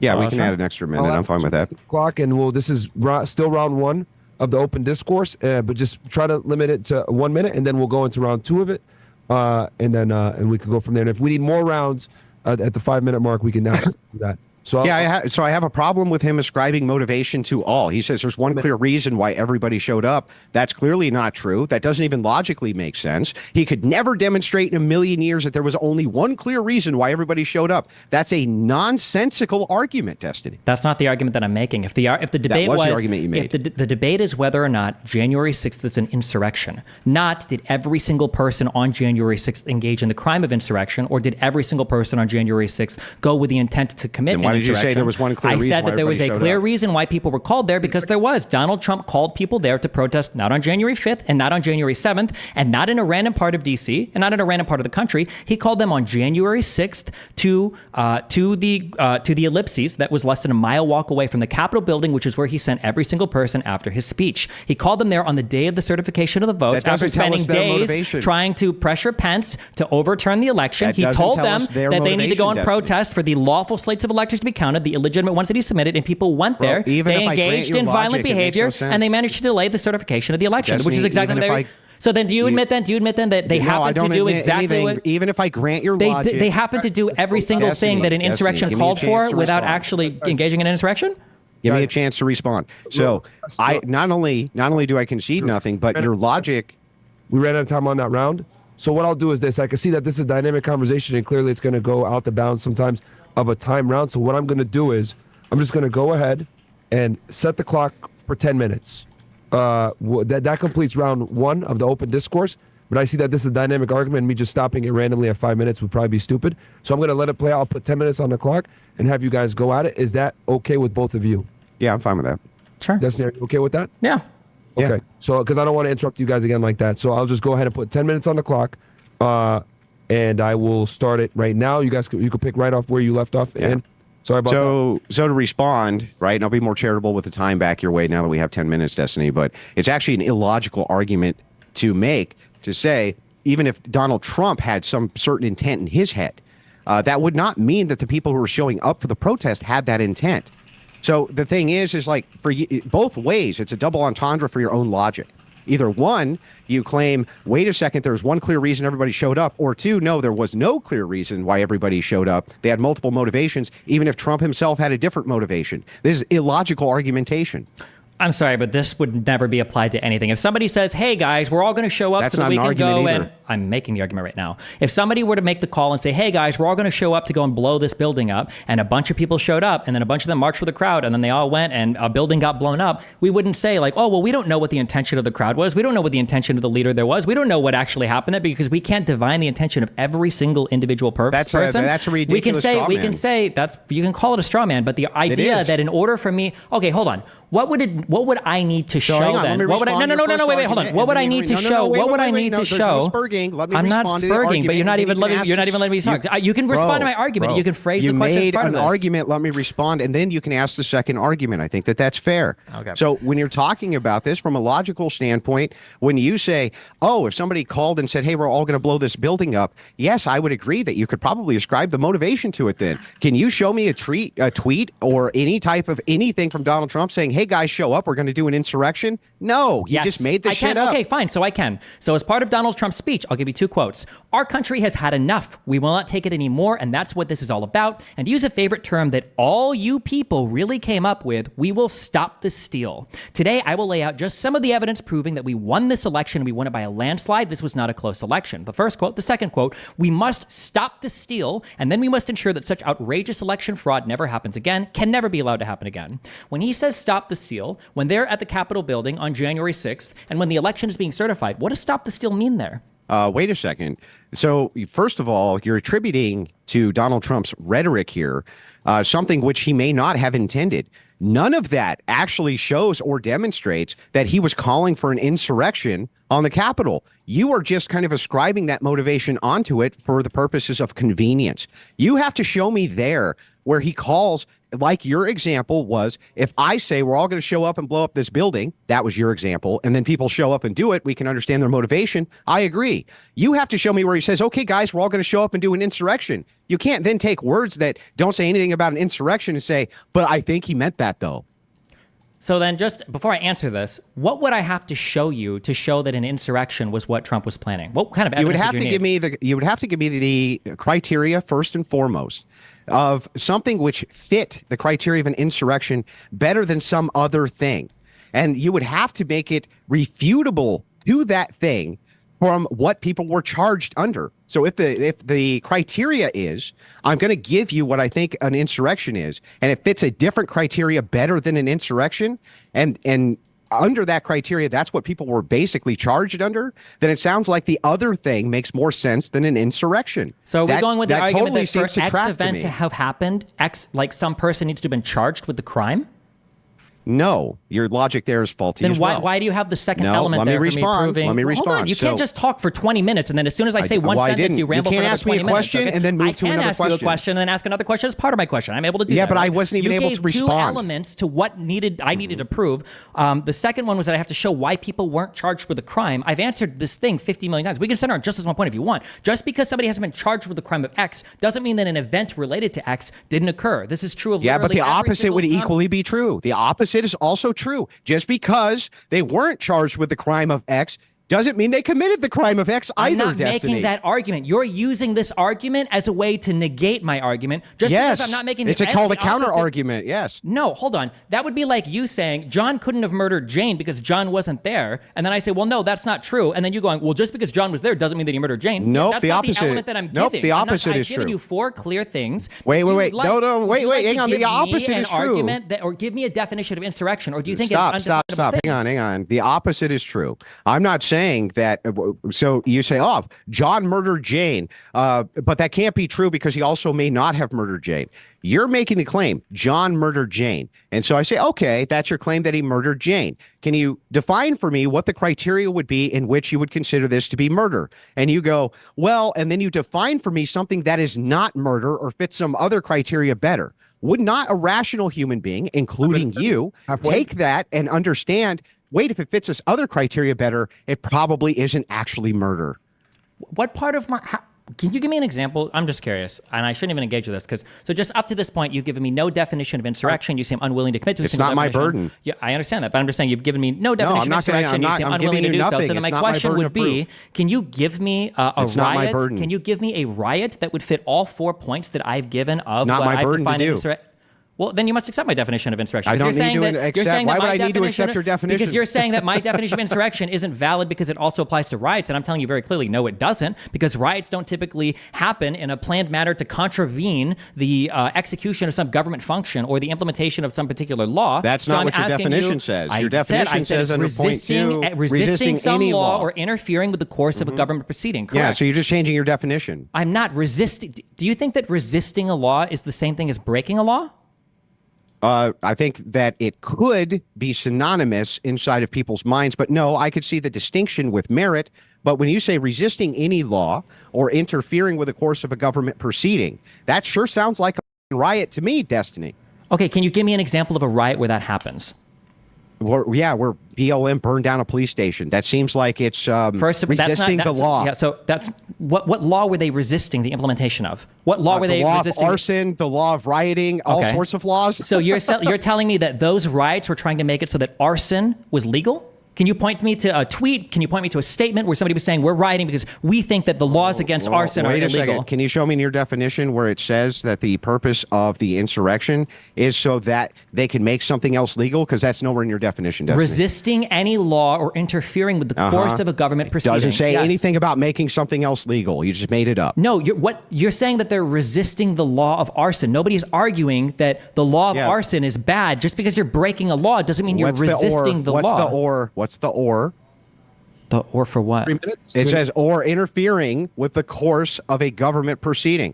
Would you not consider, if somebody interfered with the FBI, for instance, for that to be interfering with the course of a government proceeding? Or if somebody interfered with police officers, that would be interfering with the course of a government proceeding? Police officers are not federal police officers. If you want to talk about interfering with, if you want to talk about, where you are, because we're talking about January 6th. We have your definition. It's not Where did required. January 6th happen? But it does. We have your definition. Why would I be arguing about the definition of an insurrection in a state when we're talking about an insurrection that happened on the Capitol grounds? Can you show me in your definition where it says it must be federal? I don't need to. We're talking about an insurrection that occurred on federal grounds. It doesn't matter. So then any of the criteria which would apply at the state level would still apply at the federal level for rioting. It's the I same don't know thing. if insurrections are state defined. I'm not aware of that in the historical record. Can you point somewhere have a where state insurrection? I'm not aware of some. Can you show me where in the historical record where that's ever been stated? I'm just asking why you couldn't have one. Because I'm not aware of any having occurred historically. That doesn't mean you couldn't have one. You just claimed that it's possible. I didn't make a claim. Oh, okay. Then no one is claiming here that an insurrection at a state is possible. No, you are making a claim. Right. You're making a claim. I'm making a positive claim that there could be a federal insurrection because I have a historical record of there being statements about insurrections federally and historically. I've never had a statement about a state insurrection. I'm not aware of any of those. If you are aware of one of those, not being aware of any doesn't mean that the criteria could not apply to a state insurrection, correct? That's correct, but we are talking about an insurrection that happened on federal grounds, so we're obviously talking about federal but your insurrections. definition doesn't require federal anything. That's not what your definition requires. Okay, I think if the only holdout you have is that your definition of resisting a particular law just means that you are breaking a law, then I think I'm satisfied at ending it. No, it's not. Or interfering with the course of a government proceeding. This could be localized or non-localized. It can be. No one here has made any claims about a non-federal insurrection. Okay, well, if those are your two holdouts that you think what does or interfering with the course of a government proceeding mean? What does that mean? The record that I'm invoking, we're especially talking about things relating to insurrection, and we're talking about the invocation of insurrection, which is my understanding has only ever happened in federal law and in stuff relating to the United States government, not a state government. If you want to show me it happening or show me a historical record or a state constitution or a state criminal statute that references insurrection, then we can talk about that if you want to. But what does or interfering with the course of a government proceeding mean, Destiny? Or interfering with the course of the implementation or the execution of some particular federal law. It has to be federal? Yes, because we're talking about the federal government. No, that doesn't mean it. Hang on. Yeah. So you're doing a classic kind of Destiny bait and switch, where you say in this particular case it would, because that's what we're talking about. Okay, that's fair, but that doesn't mean that that's what the definition says. The definition itself does not say that it must be federal. It doesn't say that. What definition are you even referring to here? It doesn't say that anywhere. What does or interfering with the course of a government proceeding mean? What does it mean? that real quick, guys. That is 10 minutes. What I could do is, because I see that there's a discussion here between federal, if an insurrection can be federal or state, I will go ahead and reset the clock. I think maybe this is something that we can kind of hone in on. Can an insurrection be, obviously we're talking about it from federal level, but can also be at a state level. Do you guys want to shift that conversation to there and make this round specifically for that? Are you guys okay with that? I don't know. A state insurrection. I'm just not even aware of that even being a thing. I don't think I've ever heard of it. Well, I don't know, Destiny. Were the DC cops local? I'll put the clock for The 5 DC minutes. cops were federal. No, all of them were federal, eh? The District of Columbia is federal. Yes, So they it's have federal. they have no state police there at all? What state police would they have there? I don't know. I'm just asking. I don't believe so. No, I'm pretty sure even the National Guard there directly, like the chain of command goes up to the president, not a state governor. Do states have state governments? Yes. Okay, well, I don't understand why you couldn't have an insurrection against a state government by You this should definition. consult the historical record and come with an example next time. Well, just because you never have one, I'm asking you if you can. I'm not here to debate whether or not you can have an insurrection against a state government. I'm here Well, to debate I whether or don't not January understand 6th was an that if your insurrection definition because doesn't include January 6th. federal. No, this is like asking if a murder occurred on January 6th. In that case, I would only be talking about murder as it's defined in federal law, not in state law. We're talking about an insurrection on whether or not January 6th was an insurrection or not. So I'm only going to be appealing to federal law or federal historical understandings Yes, of an insurrection but against the wait, United but- States. So I don't know why we're saying, well, what about a state insurrection? I don't know. I'm not even aware of a state insurrection as a possible thing. I've never heard of that reference before. It's not semantic. It's legal and it's historical, and that's where the understanding is No, rooted I'm in. fine with a semantic distinction. I'm not saying there's anything wrong with it. I'm actually just trying to make one. So you agree that you gave me a definition that it nowhere includes the word federal, correct? I also didn't give you a definition that includes the word human, or that includes the words like in this present point of time and not like in the future or time traveling in the past, or that doesn't include like dimension C138, or that like there's a million other things that I didn't include. Because I don't know what that has to do with anything. Because why would I include the definition of against the United States when we're talking about an insurrection that happened on federal grounds? Because if you want, I could simply matters. add. Okay, well in that case, I will simply add on my second part. Aren't you appealing to a state court, for instance? Like what are you talking about here? Appealing to a state court for what? Aren't you appealing to a state court for this definition? Isn't that what you said? Did I get that wrong? I'm appealing to right now. I'm appealing to federal history. What are you talking about? Well, I'm asking, where did you get this definition? Let's start with that. There's a writer who studied I think it was constitutional law specializing in the 14th Amendment. His name is Mark Graber, and these are the 4 qualifications that he basically lists out, and then he goes through a number of historical examples to say as much. There's also a much longer paper written about the I think it's like the sweeping power of Section 3, written by I think Baud and Paulson, who write like a 130-page paper where they go through listing like the historical understanding of insurrection. If you want, we can dive through any part of the paper, or we can dive through any part of the definition. Does he say in this paper that it's a requirement that this be done at the federal level? I don't think anybody talks about state insurrections. I don't think you can levy war or engage in insurrection against a state. I'm just not aware of that. I've never heard of that brought up before. Yeah, like, I don't think, like for instance, like when you say treason, if I were to give you a definition of treason, I don't know if you can commit treason against like the state of Iowa. I think that's only a federal crime. I have no idea either. This is why I'm asking.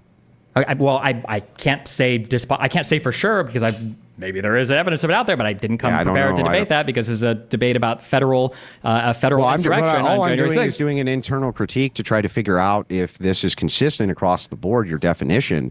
I'm not even saying that there's necessarily anything wrong with it, but what I am saying is that there's something wrong with the fact that it seems to fit rioting far better than it would in insurrection. So if we go over these one at a time, an assemblage would fit a riot. That's what Destiny says. By force or intimidation fits a riot. That's what Destiny says. Well, it's an assemblage of people for a common purpose. Okay, Yeah. An assemblage of people. Yes. So Riot. they come for a common purpose. Okay, and then 2 is to resist any law or interfering with the course of a government proceeding. Right, resisting a law. Resisting a law. That's not just breaking a law, but you're there to resist a particular law. There's one you really don't like, and then 3, you're showing up for force or intimidation. We have the or there. We have the or interfering with the course of a government proceeding. Wouldn't that be even resisting police? Wouldn't that qualify for that? No, a government proceeding would be like the Senate confirming like an officer of the executive agency, or like You would have to confirmation of demonstrate that. I don't believe that that's true. I think that you can interfere with government proceedings, even even absent there being some actual proceeding that you're interfering with. I think that Well, if you would this like can to be done with introduce- just localized laws. That's fine. And if you would like to introduce your own unique definition of insurrection, you can do Why would that. I But need to I'm do that? We because have I'm yours. unaware in the historical record of anybody suggesting that interfering with police officers is a matter of insurrection or can lead to an element of insurrection. I'm just Are not there aware of laws it. against rioting? I don't know if I'm not sure. I know there's laws against like things that happen in rioting. I don't know if there's like Yeah. a law of rioting. Are you resisting those laws when you're rioting? No. You're not resisting those laws when you're No, rioting. unless you're literally rioting No. to say we should make rioting legal or we need to get rid of the prohibition on rioting. And that is Wait, why would that be a qualification to resist the laws? Because Destiny? breaking the law and do you acknowledge that breaking the law and resisting the law are not the same thing? Well, tell me what the distinction is, so I'm not confused anymore. Breaking a law is when you do something that's illegal, and resisting the law is saying that this particular law shouldn't exist. Yeah, okay, but if you're rioting, how do you go about resisting a law? Well, you could riot for the purpose of overturning a particular law. You might say, Yeah, I but don't you're like the-" resisting other laws then, right? No, you're not. You're not saying that rioting should be made legal. Yeah, but even if you weren't, you would still be resisting laws that were on the books against rioting. So if I can't divorce, okay, we can just disagree here. If you think that resisting and breaking the law are the same thing, we're at an impasse. I We didn't can't say go that there. they're the same thing. I said that necessarily, if you're rioting to resist some other external law. So let's say I think You can that hold there's on. Do some- you agree? We I can do think this really let's easy. say- Do you agree that you hang can on, engage in bro. rioting? No. Do you agree that you can engage in rioting and accept that you might get arrested for rioting? Yeah. Then that defeats your entire argument. You can engage in rioting without resisting the law of rioting, understanding that, well, I'm going to riot, but I might be arrested Actually, for that it. makes my argument. That makes my argument. So the thing is that even if I concede that it's true, that you could be, rioting with the expectation that you get arrested for this X thing, right? You could do this for murder as well. You could do this for basically anything. You could commit any crime with the expectation that you could be arrested for the crime itself. But that would not say that you're not resisting whatever the current laws were that were on the books about that crime. You're saying that the necessity here is that you are resisting some other thing. Fine, but you're also resisting laws by the very nature of rioting. So I don't know why you would have to have something which is externalized while you yourself are still breaking laws. I don't How think... are you resisting the law? How are you resisting laws of rioting by rioting? What does Well, because- resist mean to you, though? How are you defining assuming, resist? Yeah. So assuming, I can give you an example of this. Let us assume for a second that people are rioting in an abortion clinic because they want abortion overturned. I think this is the spirit of your argument, right? Yep. So they're rioting in an abortion clinic. They want abortion to be overturned. You would agree with me then that they are pushing against abortion, but they're still breaking laws while they're rioting, right? So they are resisting current laws, even though they're resisting another current law. And I don't think that you would consider that to be an insurrection, even though it could fit all of the criteria of these elements. It's an assemblage, for sure. You're resisting some other law that you don't like, or you're interfering with the course of a government proceeding. You would say that that fits criteria too. You would say that this is by force or intimidation, and you would say it's for a public purpose. But that clearly is not an insurrection, Destiny. The issue is that like abortion is not like this isn't a federal law. I could just grant you that we can move to the state example since you seem unable or unwilling to differentiate. Let's assume for a second that it was. was. Let's assume for a second it was a federal law. Okay, you know what? Actually, we can do that. Let's say Yeah. that the federal government passed a law either allowing or not allowing all abortion. Okay, the government either allows it, everybody can have an abortion whenever they want, or nobody can have an abortion. Okay, let's say that I gather a group of people and I say, listen, okay, fuck this abortion law. We're all going to get together and we're going to go protest. Okay, and we're protesting. The goal of our protest, all right, is we want to get rid of the abortion thing, whether it was passed or made illegal, okay? We want to get rid of this law. And we're going to show up with a whole bunch of fucking people, and shit's going to get ratty, and we're going to, we know what we're doing, okay? It's the day that in Capitol Hill that they're going to sign the law into whatever. We march down there, and in the course of protesting, like it becomes a riot, and the riot and everything there was because of that particular law being signed into practice. I would say, yeah, that was an insurrection. You've shown up with a group of people, you're resisting the passage of some particular law, you're showing up through force or intimidation, and you end up exercising that, and then it's for the public purpose of a particular law that impacts everybody in the United States. I would say that is an insurrection, yes. Would you say it's not? If would you a say that bunch that's of not an people- insurrection? Yeah, I would say that it would not be an insurrection, at least by this criteria. That would just seem to me, again, to be a riot. That would seem to fit the criteria, again, of a riot better than an insurrection. I still can't exactly figure out the delineation point, and I'm trying to. And now, to be fair to you, it is nebulous. I understand it's nebulous. It's but not. I'm also not the one who's making the affirmative claim.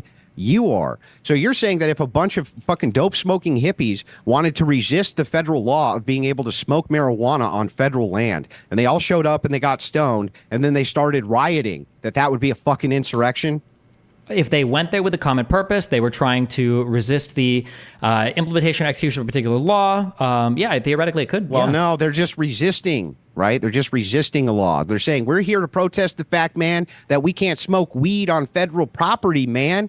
So they all grab their blunts and they start toking up in protest, right? And then they start a fire What do you have? and kick some stuff. And so kick some stuff. Do you think that hang on, I just want to make sure. You think it could be, that yes. that would Yes. be an insurrection? The historical record, it could be, yes. Do you have any definition of insurrection whatsoever, or do you just think Don't they're not need to real? give you a counter definition. If you're not going to give me a fits. counter definition, Don't I need can to. give you the riot definition doesn't include necessarily a public purpose. I've already given examples of riots that wouldn't fit my definition of insurrection, and I really only need to give one, and I automatically win. A riot could very much be in response to a particular sports team winning a game. Boom. That's an example of a riot. It doesn't fit my definition of an insurrection. I've differentiated the two, and unless you're going to give me any countervailing definitions, I automatically satisfy that element of my but I already claim. did. Or and then interfering with the course of a government proceeding in and of itself. I think that the necessity of rioting in and of itself. What if you blockade a federal highway? wait, the necessity of rioting in and of itself. Wait, what? No, I no, think, hold on, yeah, wait. no, I To think be that- clear, that I just rioting- do you rioting acknowledge? itself, Do you you're acknowledge breaking that I crimes just by gave rioting. you? Do you acknowledge that I just gave you an example of a riot that wouldn't be an insurrection under my definitions? So I think that would even be appropriate. I think that you could give me tons of definitions of riots that would not fit this definition of an insurrection. Okay. But that would not mean that this definition doesn't fit the definition of riot better than insurrection. You understand? Wait, so if somebody was protesting and it got really violent after a sports game, how would my definition fit that better than insurrection? Fit that better What than if they were blockading a federal highway? Would that be interfering with the course of government proceedings because there's a federal law that says you can't blockade byways on federal highways? I mean, this is the thing. I don't is know. that I don't think that counts as like a proceeding.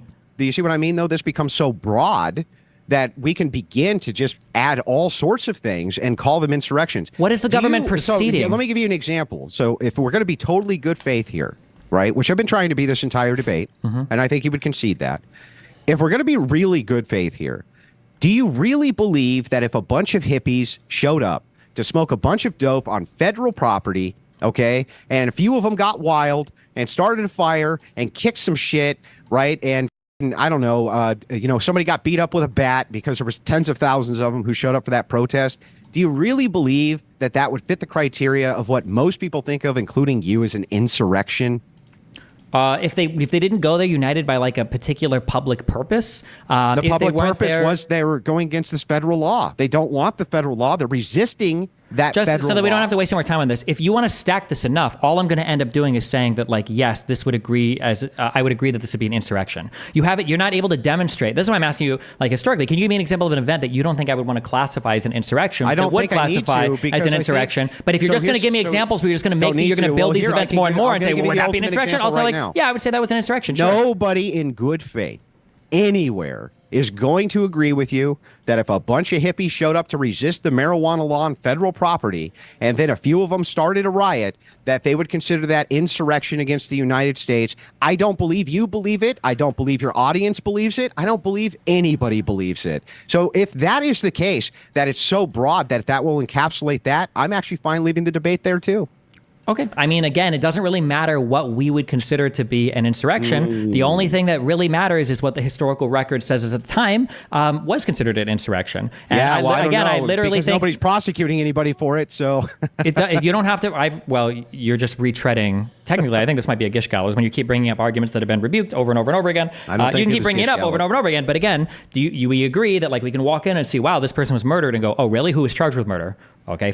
Or wow, there sure is a riot here. We saw that a riot happened. Well, who was charged with rioting? Well, guess like you don't need a charge of a particular crime, and the barrier or the bar for charging somebody with a particular crime is probably a lot higher than declaring an event a thing itself. It just doesn't make any sense to say because somebody hasn't been charged with a particular thing, a certain also event doesn't didn't make any exist. sense to say we're not that talking just about criminal because- charges. It also doesn't make any sense that to say that because they haven't been charged with a particular thing, that means they're guilty of the particular thing either. I'm That's not. the flaw in That's that my argument. I've pointed it criteria. out multiple My times. criteria Your is not. doesn't you can keep actually repeating flow something. with this. My correctly. criteria is not because they weren't charged. That's why it was an insurrection. I've never used that as part of my criteria. I don't know why. Yeah, well, hippies everywhere don't show up to federal property to protest by smoking weed, and because if a couple of you start a fire, you're gonna get brought up on insurrection charges, and nobody ever.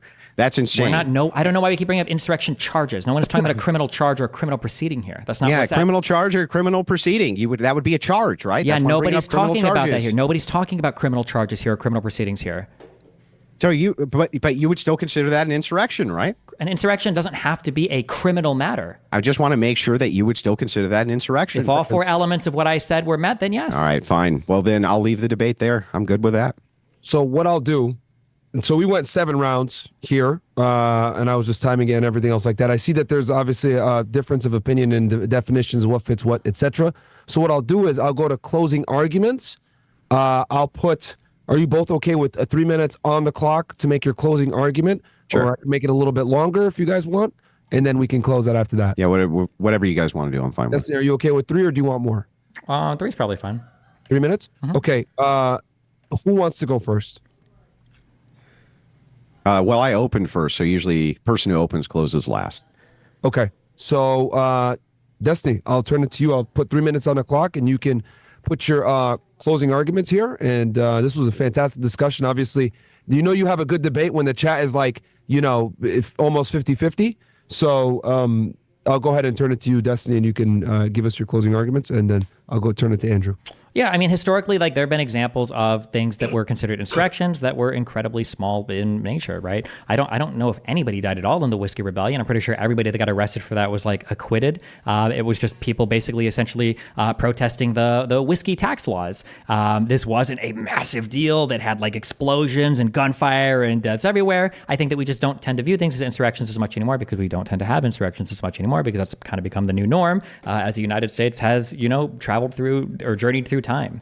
I think that the 4 elements that I gave, I think were pretty clearly met on January 6th. I think I've demonstrated that we can imagine a ton of events that are riots that wouldn't fit the 4 elements. I understand that Andrew has a really hard time understanding the difference between resisting a law versus just breaking a law. Just because somebody goes out and they engage in rioting doesn't mean that they are trying to resist the law of rioting, that they're trying to make it so that rioting is legal, that that's the goal of that particular riot. Oftentimes, riots can be said to come together to protest other types of things where people feel like the law isn't being executed in a reasonable manner. To say that a bunch of people that show up and end up rioting as a result of a protest that's against, say, a cop they feel like wasn't fairly prosecuted is the same as a bunch of people showing up to resist the certification of the vote as laid out in the Electoral Count Act is just not at all the same thing. But we can continue to misread the second element of this, and I understand why, and that's because if you grant the definition or any definition of insurrection, January 6th almost certainly follows from it, and the only way to escape January 6th as being labeled as an insurrection is to use either a ridiculous type of definition that literally nobody historically has ever agreed to, and again, you will never find historical citations, people that use these very unique and contrived definitions of insurrection, or you set the bar of evidence as being unbelievably high, which is saying something like Donald Trump needed to say, hey, everybody, we're going to go do an insurrection, and absent that, even if he's telling people to fight like hell, even if he's tweeting the day before, Vice President Pence has the ability to overturn the election, even if he's saying we need to go down and march and fight like hell and take our country back, none of these things are going to matter if they don't actually use the word insurrection, which I guess means there's no such thing as an insurrection ever having occurred in all of U.S. history. I would say that if you argue with somebody who doesn't believe in a particular definition of insurrection, ask them, has any insurrection ever occurred ever? Which would you consider an insurrection? And then once they start to consider something as an insurrection, say, hey, well, what are the elements that make this an insurrection? Or even more, you could say, historically, what have judges and lawmakers considered an insurrection? People like Andrew will never do that. Instead, they will just play word games all day and try to say, well, riots fit, and what about states, and all these other things that aren't really relevant to defining an insurrection, which, however you define it, January 6th clearly was. All right. Okay. That was 2 minutes and 30 seconds. I will turn it to you, Andrew, to make your closing arguments. And then, Andrew, from what I understand, you wanted to open up the phone lines, right, and have a discussion with the people after? Yeah, I'm fine with that. Even if Destiny has other places to go, I'm willing to stick around for call-ins. I've always done that on the Crucible. Sure. Sure. And I'm sure there's people. Right now, as we speak, Bills is firing up the phone line. So we'll get that phone number out and put it on the screen, and you guys can, Destiny, if you want to stay, you can telegraph it to your audience, and we can answer some questions for the people. But I will turn it to you, Andrew, to make your closing arguments. Yeah, well, it's really funny, this appeal to authority. Destiny grabs this entire nebulous definition from some guy that he respects on the internet and then claims that this is some authoritative definition. This is the authoritative definition because I read it from some guy on the internet. Oh, okay, great. Even though the courts themselves have not ruled on this, and nobody was charged with insurrection. Nobody was charged. Again, one more time, nobody charged with insurrection. Trump acquitted of inciting an insurrection, which again, nobody was charged with. Talk about nebulous definition. He says, I'm playing word games. Meanwhile, he takes time today, all day, to assemble a 4-point, kind of, this is my definition, completely based on some other guy on the internet, which is crazy to me, right? This is Destiny's personal definition of what this means. And it clearly fits 3 of the criteria for rioting right off the gate. We only had an issue with 2. And then when we apply these, and remember my opening statement, I said in my opening statement, this is going to become very broad, right? There's no way that we're not going to be able to call all sorts of things insurrections that clearly are not insurrections. We come up with the idea of what if a bunch of dope smoking hippies all show up with the united purpose of smoking dope on federal land in order to resist the federal law. And then a couple of them start a fire and one gets beaten up with a baseball bat or something like this. Suddenly that's an insurrection. Clearly, nobody would think that that was an insurrection. Clearly, nobody would think that that's a completely unreasonable standard, right? But it's the Destiny standard. And the reason, again, that he had to have such a broad definition, the reason that he needed this, and he needed me to come in and give him some definition he could do an internal critique on, is because his idea that this was an insurrection is only there specifically to villainize the opposition for the purposes of demonization, so that when bad things happen to them, he can call them traitors. That's it. That's the whole game. It's been his whole game now for a while. And this is what got him on Pierce and all these other things, which I recently reviewed, was that take. And so in order for him to justify that take, he has to make you a traitor because you don't believe that that was an insurrection that nobody was charged with. Okay. 2:15. Guys, that was fucking fantastic discussion. Obviously people are going to have different viewpoints on where they go, but that's, I think, the beauty of any discussion like this in debate, that good debate always has people with different viewpoints saying like, oh, I think this guy did better, I think this guy did better. So great discussion from both. I am going to open up the phone lines right now. I think the number is going to be Block Talk, Bills. Yeah. So guys, the number is going to be 515-605-9740. Welcome to Blog Talk Radio. Yeah, I still remember. Yeah. But yeah, so that is going to be the phone number, guys, to call into the show. You can interact with us, whether it's me, Destiny, or Andrew. So now, press 1 to hear. Your show is scheduled to start in 33 seconds. And you just, and Andrew, how do you normally run this? 515-605-9740. That's the number to call in, guys. Again, that number. Usually just whoever calls in, they have a single question, answer the question, and then move on to the next caller, maybe like a 30-second, very quick back and forth so you can get to as many callers as possible. Yeah. Usually that's how I do it. Okay, no, that's cool because we're going to have... Your show will go live in 5 seconds. 4, 3, 2, 1. Blog Talk Radio. Okay, so guys, the number to call in is 515-605-9740. Again, that number is 515-605-9740. We're manning the phone lines here at Fresh and Fit. So if you call in, if you super chat, we'll go ahead and put you at the top of the list, get you in there faster. As usual, super chat with the last 4 digits of your number. And I think we just opened up the lines. Okay, so do we have anyone on now? I know we literally just opened them, but... Yeah, we do. Okay, so as usual, guys, normal rules. If you want to skip the line, super chat the last 4 digits of your numbers in, and we will go ahead and get you on the line. Let's go ahead and hit the first caller here. We got 6327. You're up. 6327. You're up. Go ahead, 6327. And I'm going to be hosting a Zoom call after this, guys. Andrew, if you don't mind, drop it in on Castle Club after this. Of course. Awesome. At your service. Thank you so much for hosting this, and you guys coming in on your day off is very kind to people. Too, if you want to jump in and talk to my... Hey, you guys ready for me? But yeah, go ahead. But we'll do calls for a bit, and then we'll switch on over to Castle Club. And I appreciate you guys doing that for me. If you guys want to, thank you, Andrew. And if you want to come in, Destiny, awesome.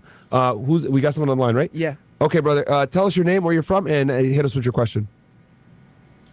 My name's Rick from Miami, Florida. The question is for Andrew.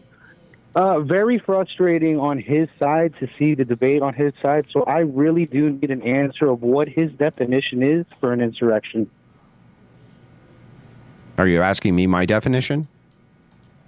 Andrew's. I'm not going to give you one. It's not my burden. I feel like that's a cop-out. Okay, so that's No, all. well, then you need to learn how to debate, because you not knowing how to debate doesn't mean that I'm copping out. It's not my position. The affirmative position, the person calling people insurrectionists, is not me. Wait, how are we supposed to have a debate on if January 6th was an insurrection if you don't even have a definition of insurrection? Why do I need to have a definition to note that whatever definition that you could come up with would be too broad to apply to this? That's not a logical statement either, Destiny. No, Yeah, hold on one second. wait, hold on. He came in with some facts. He came in with some points, but you didn't. Okay. Andrew, do you want to respond to him on that, or I think we missed like 30. Yeah, I'm sorry. We were having an exchange. I missed the actual question. No, I think his main criticism is he wants to know what your definition of insurrection is. Is that correct, caller? Correct. Yeah, it's not my burden. Point So, on his definition of an insurrection. it's not my burden. Which way to not answer that kind of a definition of question, and he's using the words "it's not my burden" to cop out of that definition question. Okay, why? How is it my burden? Feels an insurrection. So let me ask you a question, caller. Okay, let's assume for a second I didn't know what murder was, and you were trying to give me the criteria for what murder was. Could I logically give you a criticism for why that actually would fit something else that I do know what it is better than the idea of murder? Do you understand that, caller? Yes. Well, then what is your criticism? I think what you're asking me is if something that you think fits another definition, would you be able to apply to that definition? And you could. No, that's not what I'm asking you. Not providing an actual argument to that. Like, all you're saying is, well, this could fit something else. But you're not saying... No, I'm giving what's called an internal critique.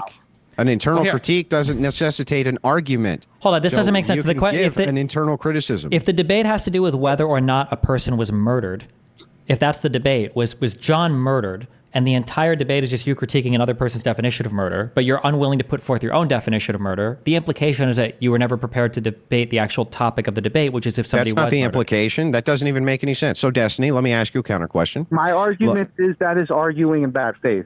Okay, that's not only is that not arguing in bad faith, it's arguing in the best faith. No, okay, wait. Destiny knew for sure that he had the burden, not me. That's Destiny's thing. Next call. Let's get the next call. Oh, no, wait, real quick. Hold on, because this has to be answered. Hold on. How could you possibly deal with the topic if you don't have a definition of insurrection? Well, let's try. I was just getting to that. So let me ask you, Destiny. Let us assume for a second that you weren't sure exactly what murder meant. You weren't exactly sure what the criteria was. Another person was calling this group of people a murderer, right? You had kind of an idea maybe of what that was. And so you went to them and you said, okay, can you tell me what you mean by murder?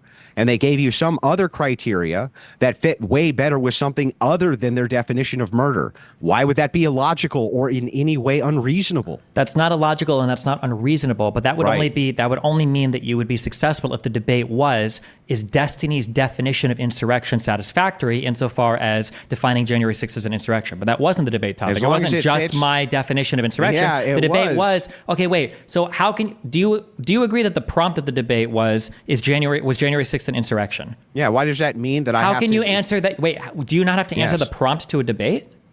Yeah, so I'm not taking that. I'm neutral on it. It could have been. I was willing to. Oh, you have no position? I was willing to concede that it could have been. I said right in my opening, in good faith, I'll make concessions based under A, B, and C criteria if he can make these demonstrations. You never did.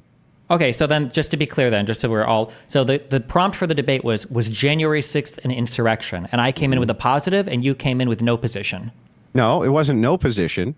It was that it's possible that it was. It's possible that it wasn't. That's no position. And I was willing to hear you. No, it's a neutral position. That's not no position. That's no neutral position. Is if a somebody's position. looking... Okay. I'm sorry, is neutral not a position? Not really, no. Oh, no, not really. Does that mean no or yes, Destiny? Is neutral a position or isn't it? For the purposes of having a debate, no. Oh, for the purposes of having a debate, you can't have a neutral position. Destiny, somebody hosted Stephen a debate- Bonnell III, Yeah. the best leftist debater on planet Earth, ladies and gentlemen, neutral on a debate topic is not a position. Not to have as a debater. That's correct. If there was a debate saying, is God real? And one person shows up and say, I'm arguing the affirmative. God is real. And the other person says, I'm a neutral position on that. Yeah, I guess you've never debated with an agnostic before who's neutral. They're not in neutral a debate on what that would be a debate on agnosticism or Gnosticism, No, it not a wouldn't. debate It could on be a whether or not debate on God if is God real is or real. not real.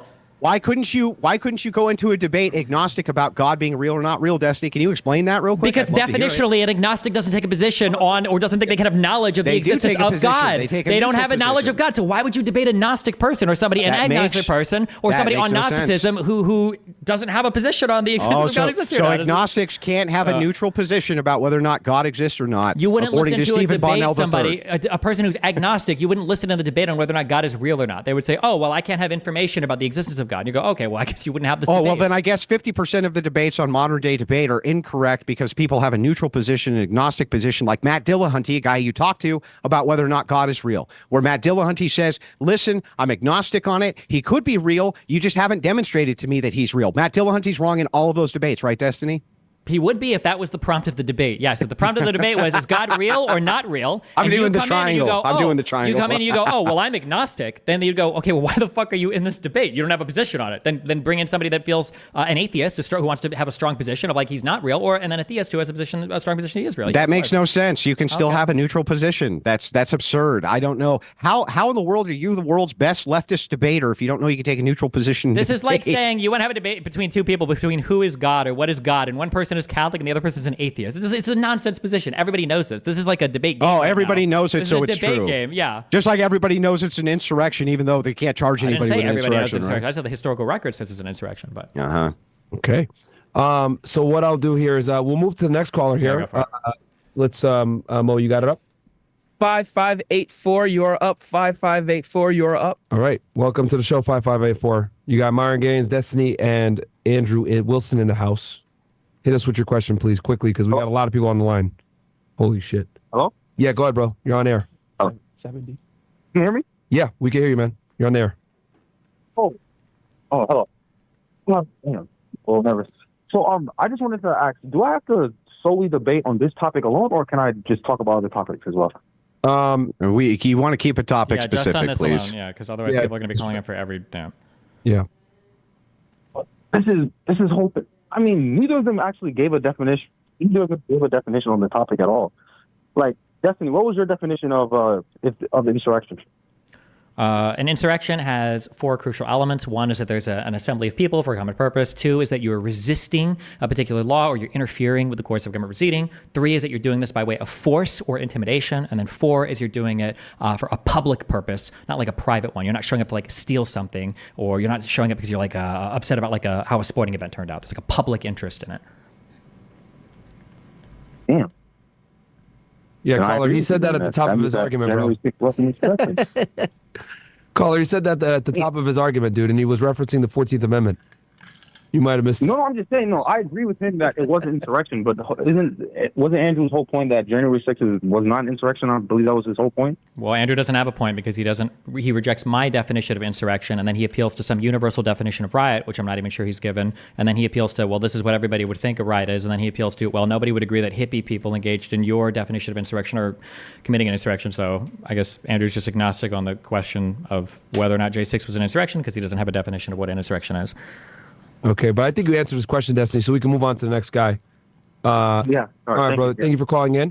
We're going to move on to the next caller. Again, guys, 515-605-9740. Shout out to Mo and Bills manning the phone lines in the back. If you super chat in the last four digits of your number, fnfsuperchat.com, we will go ahead and rumble rant, whatever you want to do. We're live on all the platforms. We will get you to the top of the list. Last four digits of your number. Who's up next? 4086, you're up. 4086. Go ahead, 4086. Shout out to the production team in the back, man, making this fucking flawless. Go ahead, bro. Yeah, hello. Can you hear me? Yes. Welcome to the show. Yeah, so I got a question for Andrew. Just it's not. I'm not trying to debate on it. It's just a question. I'm just trying to gauge what you think about this. So, Andrew, if there was like a leader or whatever per se of the country or whatever, right? Like, and you genuinely thought like genuinely, wholeheartedly believe that this leader was like an evil person or whatever, and they're gonna bring reign and terror to your country or whatever, do you think it's morally justified to take him out before he causes some harm? That's really context specific. So I'm possibly. Like they possibly. You believe that this leader is like the next Hitler or whatever. You genuinely thought that. Do you think it's like okay to like kind of take over or like It's again that claim is it's really listen. That claim is really context specific. I'm going to tell you it's possible, yes, but I'm not sure because it would be under some type of it's like a nebulous concept. The context behind this, so I'm not sure. Maybe it could be. There's a possibility, but that doesn't mean yes or no. I'm not sure. I would need context for this. Okay, so I mean, just take the Trump shooting, for example. Mm-hmm. Okay. Right, so I mean, like, suppose that guy that did it or whatever legitimately thought that, like, Trump was going to be the next Hitler. Do you think he was in the, like almost a moral right or whatever to try to take him out? No. Okay. Why? Well, so we're not allowed to, in this nation, assassinate our political opposition. And if you want to know why that would be immoral, it's because that would be murder. But if you want to know why that would be illegal, it's because there's a crime against, killing people. That's why it would be illegal. It's a crime. You can't kill people. Okay, so that's fine. So let's just take. Just to be clear, I don't think assassinations are allowed in any country. I think they're usually not okay. But okay, hold on. I just want to ask: do you think it's okay to just stop them from taking office, like just physically force and prevent them from taking office? I mean, I'm trying to follow this. Maybe it could be, but what do you mean? You mean is it okay to physically stop Trump from taking office? If a bunch of people pulled up and just like forcibly, physically, we're not going to allow you to be president because we think you're going to be awful. Do you think it's okay to do that? Yeah, that would be criminal. Yeah, you can't do that. No. Okay. All right. That's it. Thank you. No problem, man. We'll move on to the next caller. Again, 515-605-9740. Super chat, last 4 digits of your number to cut the line. Go ahead, Mo. 3990. You're up. Go ahead, 3990. Hello, everyone. Can you guys hear me? Yes. Okay. Andrew, I have a question. Can you define me a chair? Do you want? Well, it depends on. This is like the sandwich argument, right? So, what is a sandwich? What is a chair? This kind of thing. So, when you look at the essence of a thing, right? It is possible that all definitions could fall short to an essence of a thing, but that doesn't mean we can't recognize the essence of a thing. Which is why, if we were to take the idea of, a bunch of hippies smoking a fucking blunt in a forest somewhere to resist federal law, and then they started burning the forest down because a couple of them got too rowdy, calling that an insurrection wouldn't fit the spirit of what that means. So while you're looking at both the definition, you're also looking at the application. So when you ask, can I define a chair? Sure. Can I give you a definition of a chair which you can't pick apart? Likely not. But isn't that what you're doing right now? No, it's not what I'm doing right now. Because there's still an essence to the thing. There's still something which we're perceiving to the thing, which makes it a chair. The same way it makes it an insurrection. So if it fits the criterion of a riot better, and when we see it as a riot, and everybody sees it as a riot more than they do an insurrection, which is why it was charged that way, it seems like it falls under riot better. Who's charged for a riot? Well, they're charged under the purview of rioting. I thought they were charged for like trespassing and stuff. Yeah, well, trespassing as well. So these That's are not a riot, though. Well, these are going to be tangential laws. What is a tangential law? What does that mean? So if let's say for a second that you're arrested for for trespassing, right? Certainly that's not going to fit the definition of an insurrection, right? Is there is there a federal crime? Is there a federal crime for rioting? Well, maybe not, but it would be under purview of what rioting is. I don't know what that means. Purview of what rioting is when we talk about criminal charges. I don't know what that means. Okay, well, you agree with me? There is rioting.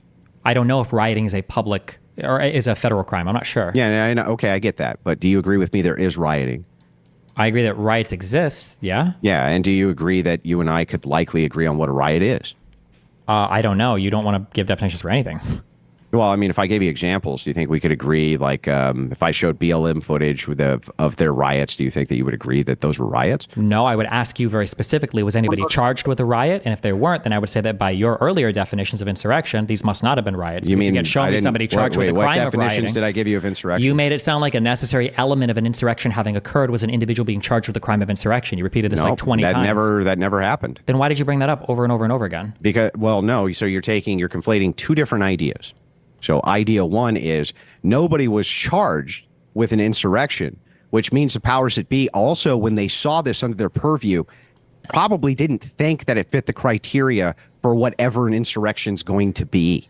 And so we have to untangle this idea. And then we move on to idea two, which is your definition may fit something else better than it fits actual insurrection.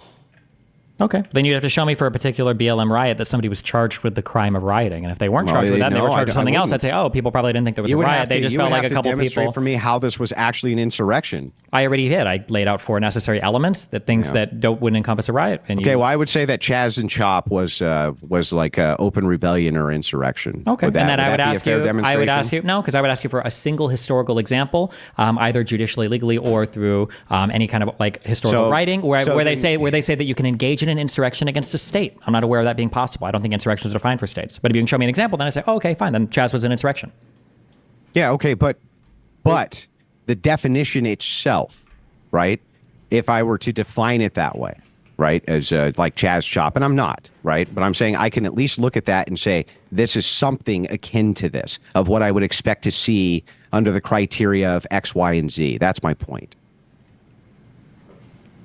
Maybe, but you never gave me a definition for insurrection, so I'm not sure. I mean, it's a good thing that Andrew doesn't think there are no riots during the BLM protest because no one got convicted. So that's a good takeaway, I guess. But thank you, guys. That's it.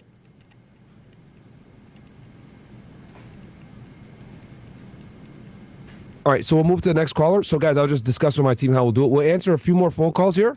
And then what I'll do is we'll stay live on YouTube and all the other platforms. As you guys know, obviously, go check out Destiny. Go check out Andrew Wilson on their respective YouTube channels. They're streaming as well. This is, a multi-stream between all the different platforms. I think between all of us, guys, we got like 50,000 plus, around 30 to 50,000 watching us. And what I'll do is I'll send a Zoom link to all the Castle Club members, and we'll answer questions exclusively with the Castle Club members. And I appreciate you guys doing that for me. But we'll answer a few more phone calls for guys that are just watching the show regularly. But we'll stay on, but we'll answer questions from Castle Club members only. But we'll do that in a bit after we answer some more here. Who's next on the line? We'll try to get through as many of you guys on. Good. 1143, you are up.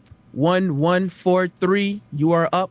And before we bring him on, Destiny, Andrew, do you guys want it where he just asks the question, then we just move on, then take him off the line, you answer the question, then go on so we get more people through? You guys however you want to do it, bro.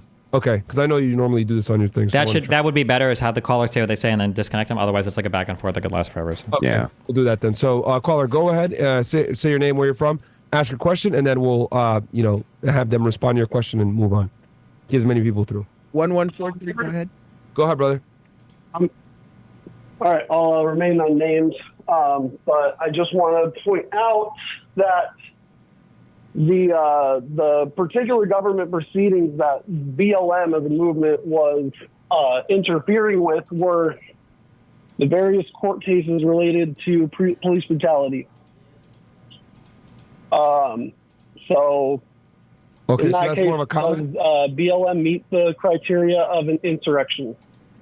You wouldn't. I wouldn't define like an entirety of a summer of protests or riots or insurrections as like a particular insurrection.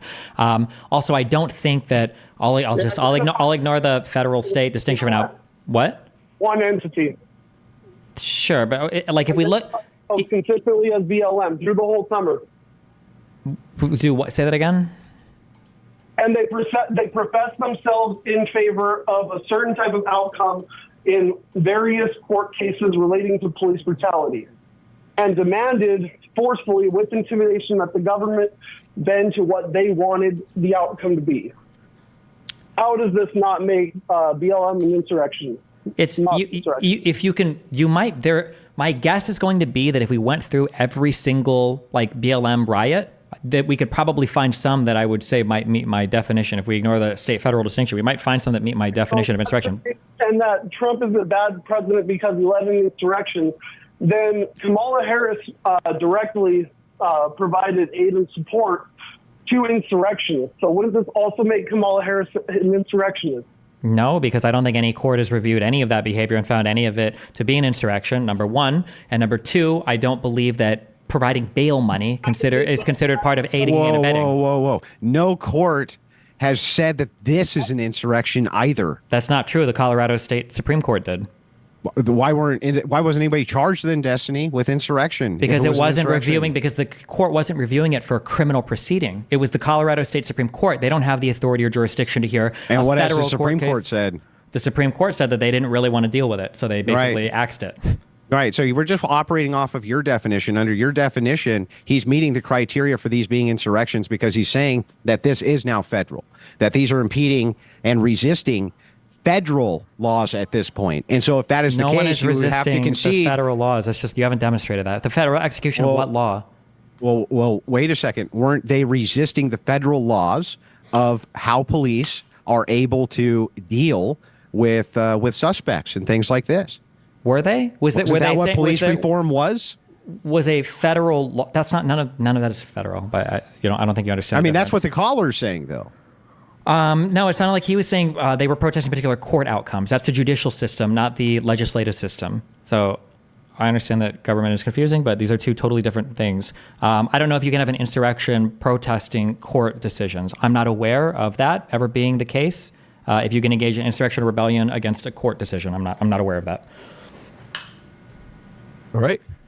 We will go on to the next caller. Who's up next? And we'll take a few more of these guys. Then I'm going to drop a link in Castle Club for Castle Club members to come in and ask these questions.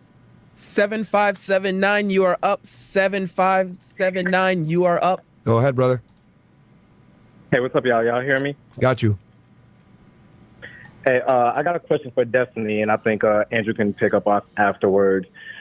So based off of your 4 points that you gave for what would make an insurrection, technically, none of your points make it necessary for there to be violence.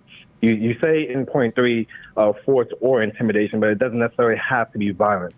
So based off of that, wouldn't any legal protest where you're advocating for a certain political cause or anything like that in a public space, wouldn't that also, by your definition, count as an insurrection?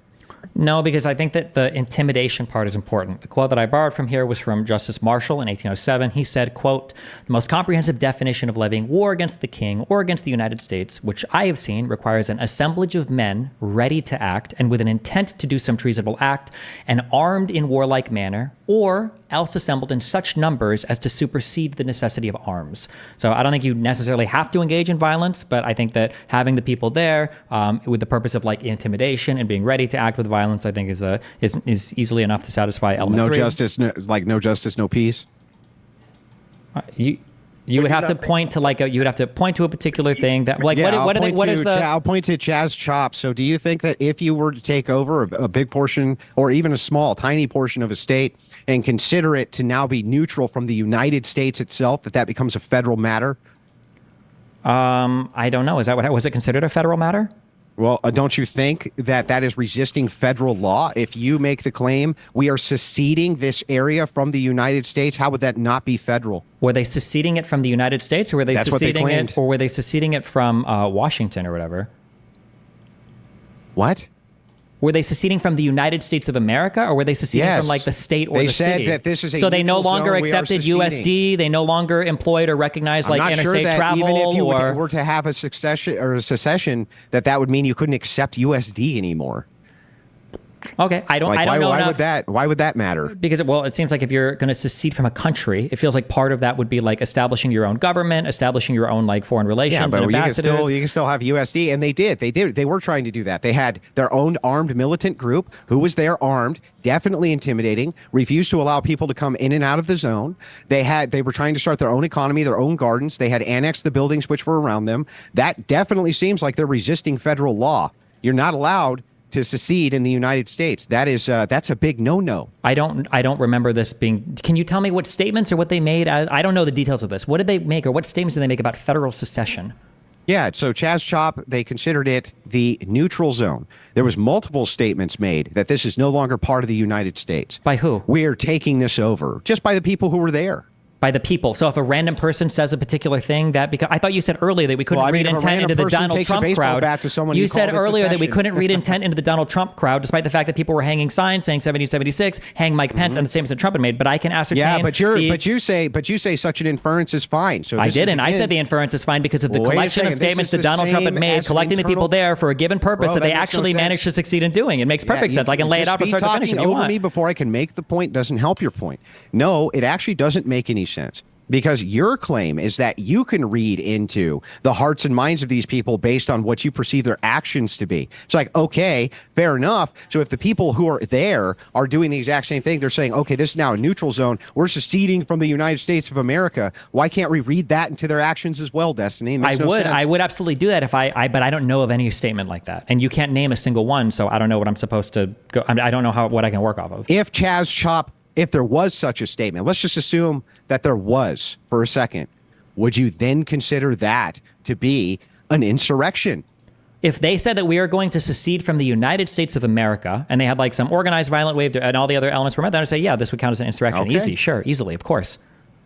Gotcha. But you wouldn't say the same for January 6th, so because you haven't given a definition of insurrection, but that's the difference between good faith and bad faith, by the way. No, that's not bad faith for me to do an internal critique in your definition.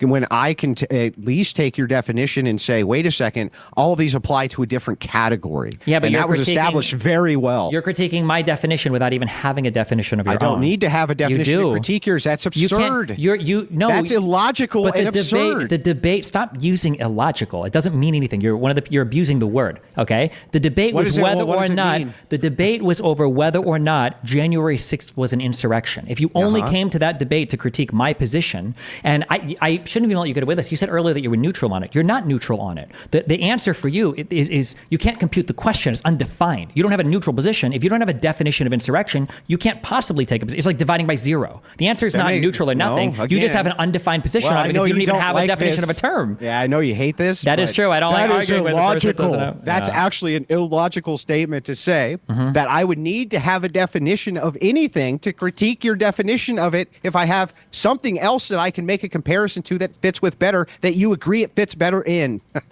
Okay, can I ask why you don't get that. Okay, what would your position be on if I were to ask you, is January 6th... What the fuck? What's your answer to that? Is January 6th... Did you just go... I'm asking you, was January 6th a... What's your answer to that? Would you say you're neutral on that? Well, that would be incoherent. I wouldn't even understand what you're saying. Thank you. I agree. Yes.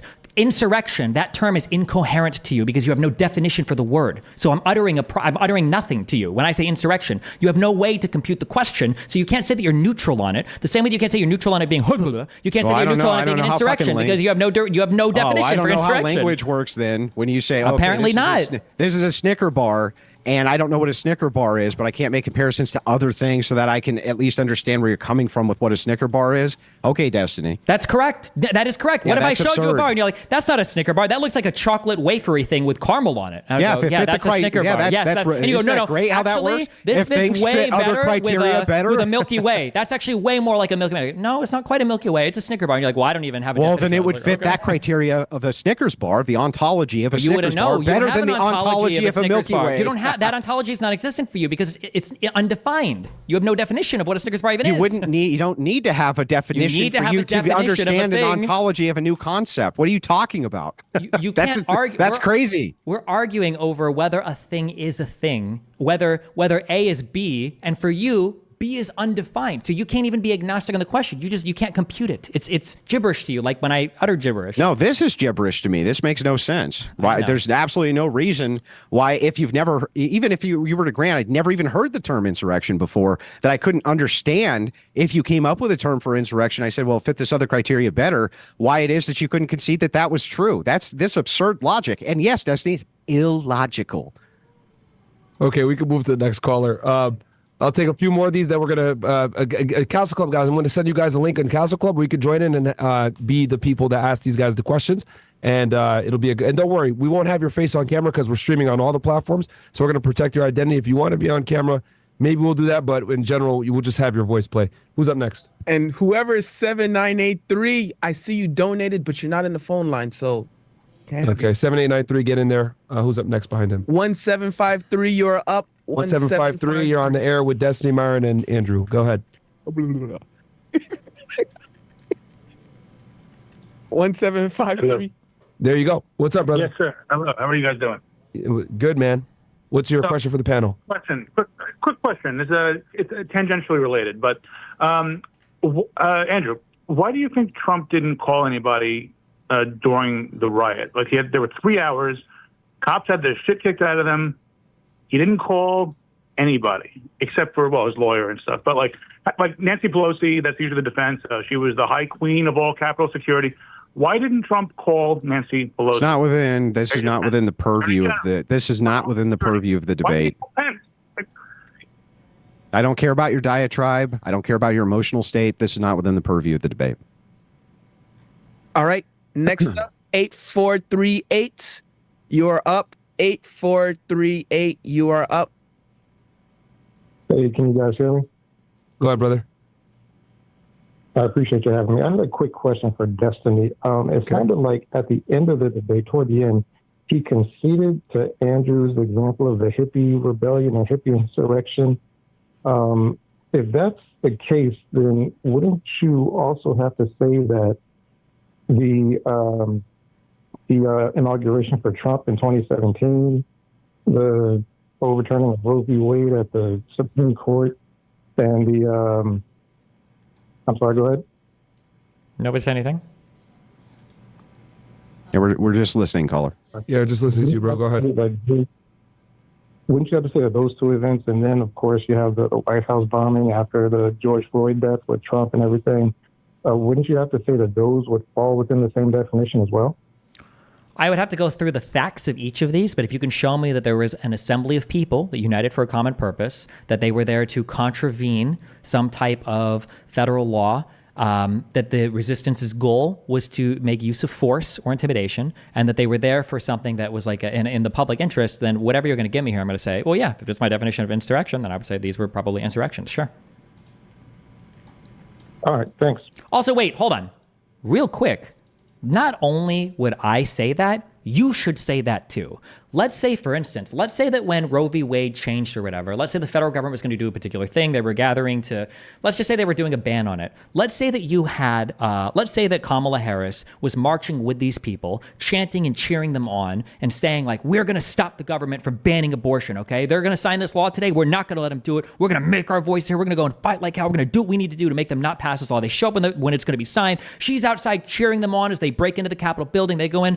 When we talk about whether an insurrection is occurring or not, right, and we talk about the 14th Amendment, you shouldn't want her to be president again. You should say, hey, you took an oath to the Constitution, and now you're engaging in insurrectionist behavior. You're violating your oath to the Constitution. I don't want you running for office again. We should all think that. I would think that. All of us should have that feeling, that if somebody has engaged in or aided in helping people engage in insurrection, then you shouldn't want this person who was in office to run for office again, I would say.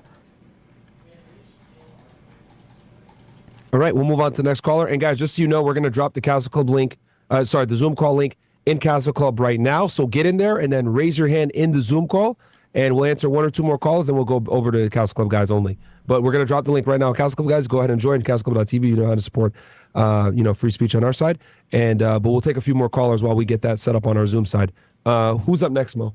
4849. Okay, 4849. 4849. You're on there with Destiny, Myron, and Andrew. What is your question, brother? Hey, can you guys hear me? Yes, welcome to the show. All right, cool. So this whole debate was over a definition of was this event the thing of insurrection? So if you were to pick something like, we'll say there's a shape, and we were going to debate whether this shape was a square or not. Andrew's argument seems to be that, that maybe fits the definition of a rhombus or a parallelogram better, and that the basically those definitions are mutually exclusive. I think that a lot of people would agree that the January 6th event does fall under the definition of a riot, but that doesn't necessarily mean that it also wasn't an insurrection. So if you say, oh, hey, this shape, well, it has four sides, and each of the four sides is parallel, and say, well, that's a rhombus or that's a parallelogram, that's not actually a square, then like, okay, but you haven't said what a square is. And Destiny has put forth not just a personal definition, but the legal definition that's agreed onto by lots of courts. And that's how we do laws. You know, we use courts' opinions to figure out whether this is falls under the courts, like the federal definition of what everybody agrees that is. And so the saying, oh, well, I don't have to define what a square is, if it's my definition of a rhombus, fine, then I see. I don't see what we're arguing, because it seems like Andrew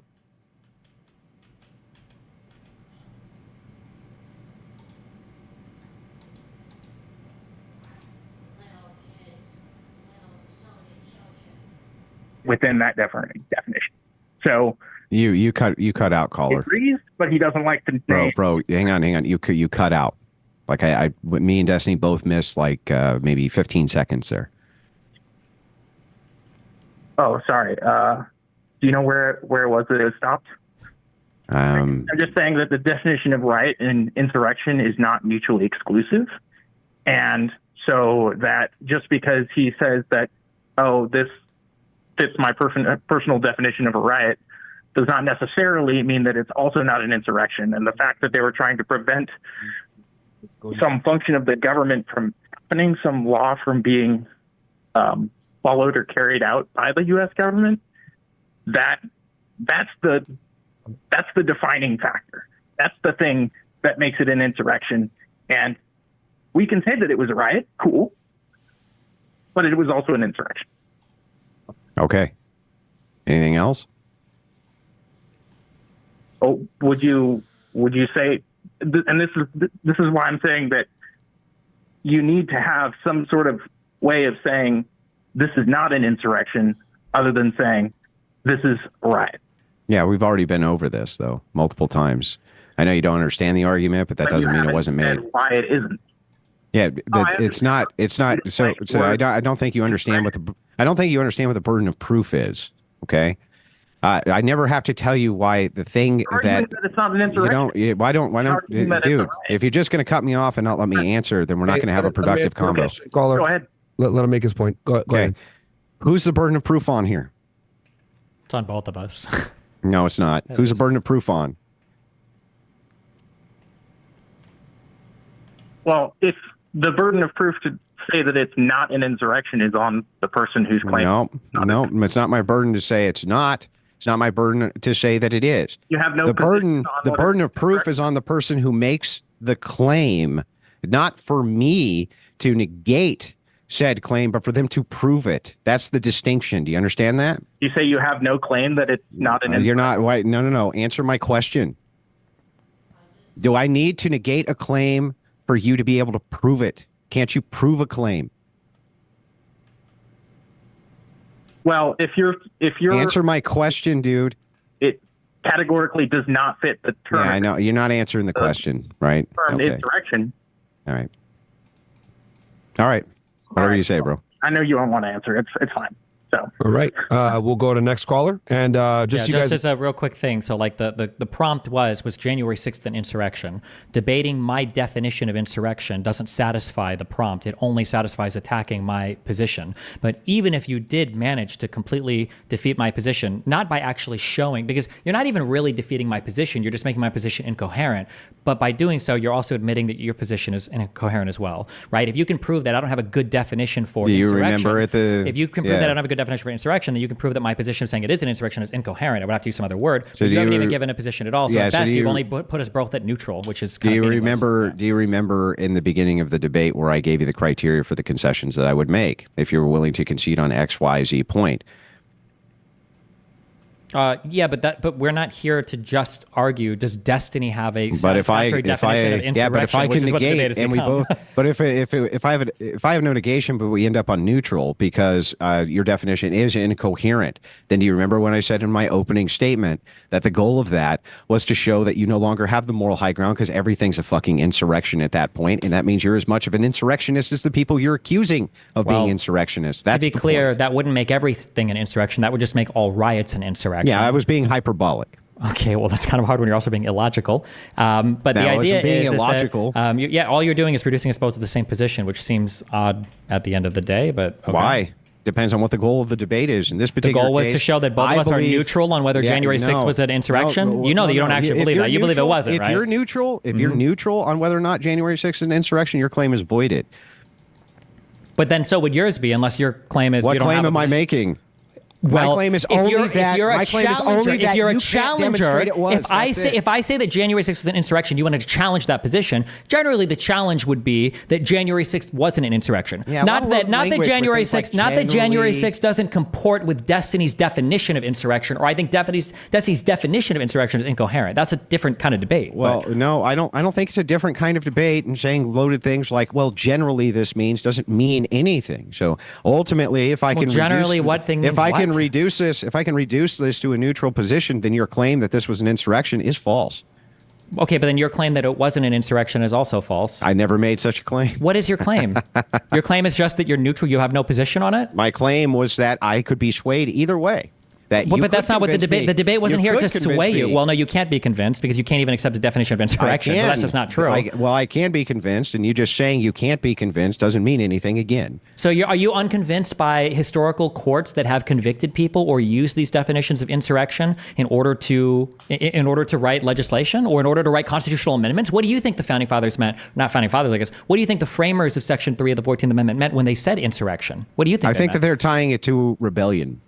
Why would Because they? But they very clearly. Because every time I saw it, it seemed to coexist with rebellion. Every single time I see this, it seems like it's a lead towards rebellion.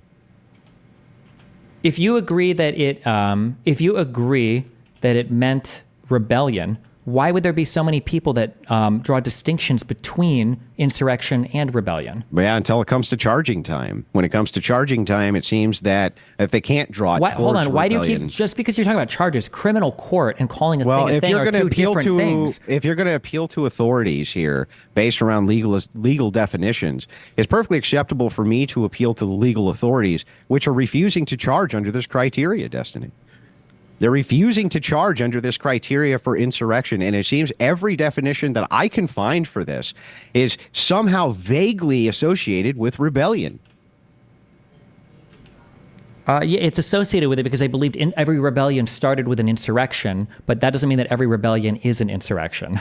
That's why they use rebellion or insurrection, for Yeah, instance, in perhaps Section not. 2 of the So, Second Confiscation Act. You can't give any historical things, though. So I think if right? there was- So, if for there instance, was a they say big in any open- rebellion or insurrection, inciting and setting foot on, assisting or engaging in any rebellion or insurrection, which is set under Section 2 of the Second Confiscation Act, they're two different things. That's why they use. But the reason that I think that the Supreme Court especially didn't want to hear this is because they would end up like you giving a definition which was so broad that it would encompass all sorts of things that we don't really perceive of as being insurrections, because we really associate insurrection and rebellion with the same kind of idea, which is exactly why I don't believe for a second, while you're over there saying you're good faith, that you believe for a second that if a bunch of dope smoking hippies to, kind of resist federal law went and smoked a bunch of joints on federal property and a couple of them got rowdy, you would believe that that was an insurrection. I don't believe you. I simply If a don't bunch of believe you. people smoking weed went and started setting fire to forests in the United States, America, on federal property because they were trying to get them to overturn. No, a couple of them did. They started a small fire, let's say,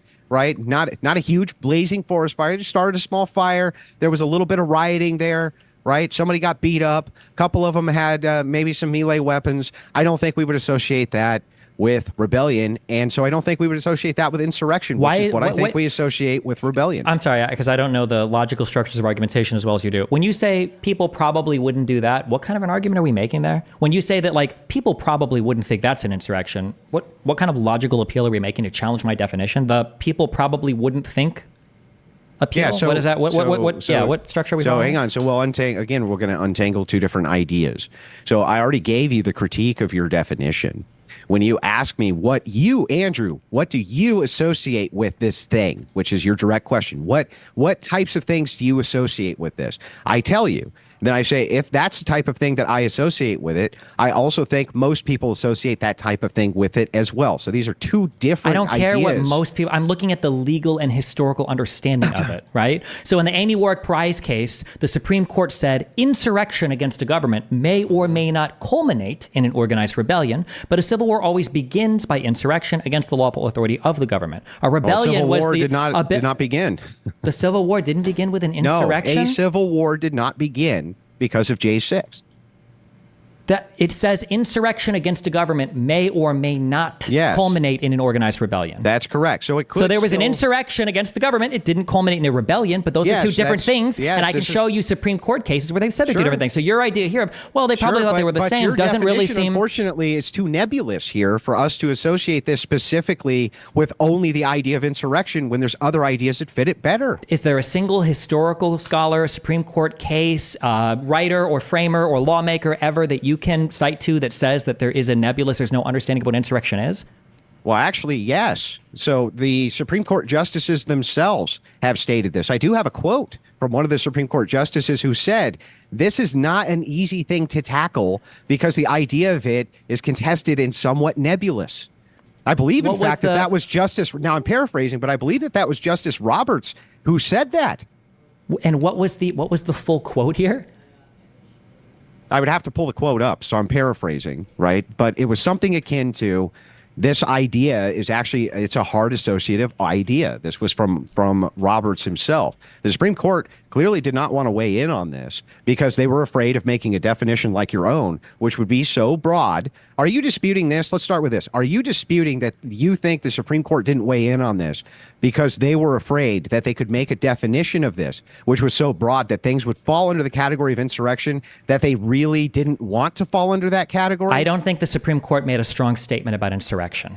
Yeah, what do you think, though? I'm asking you what you actually think. They didn't really rule on the insurrection part. I know they didn't rule on it, but why do you think they really didn't want to hear it? Why do you think it is that this is kind of such a hard concept for people to kind of get their minds around? It's because it is somewhat nebulous. It is associated with rebellion. And yes, there's precedents for these things, but the precedents don't directly apply to what J6 was. It doesn't matter. The issue wasn't the issue. Hang on, man. Let me finish my point, and then you can respond. Mm-hmm. Other things do seem to associate with it better.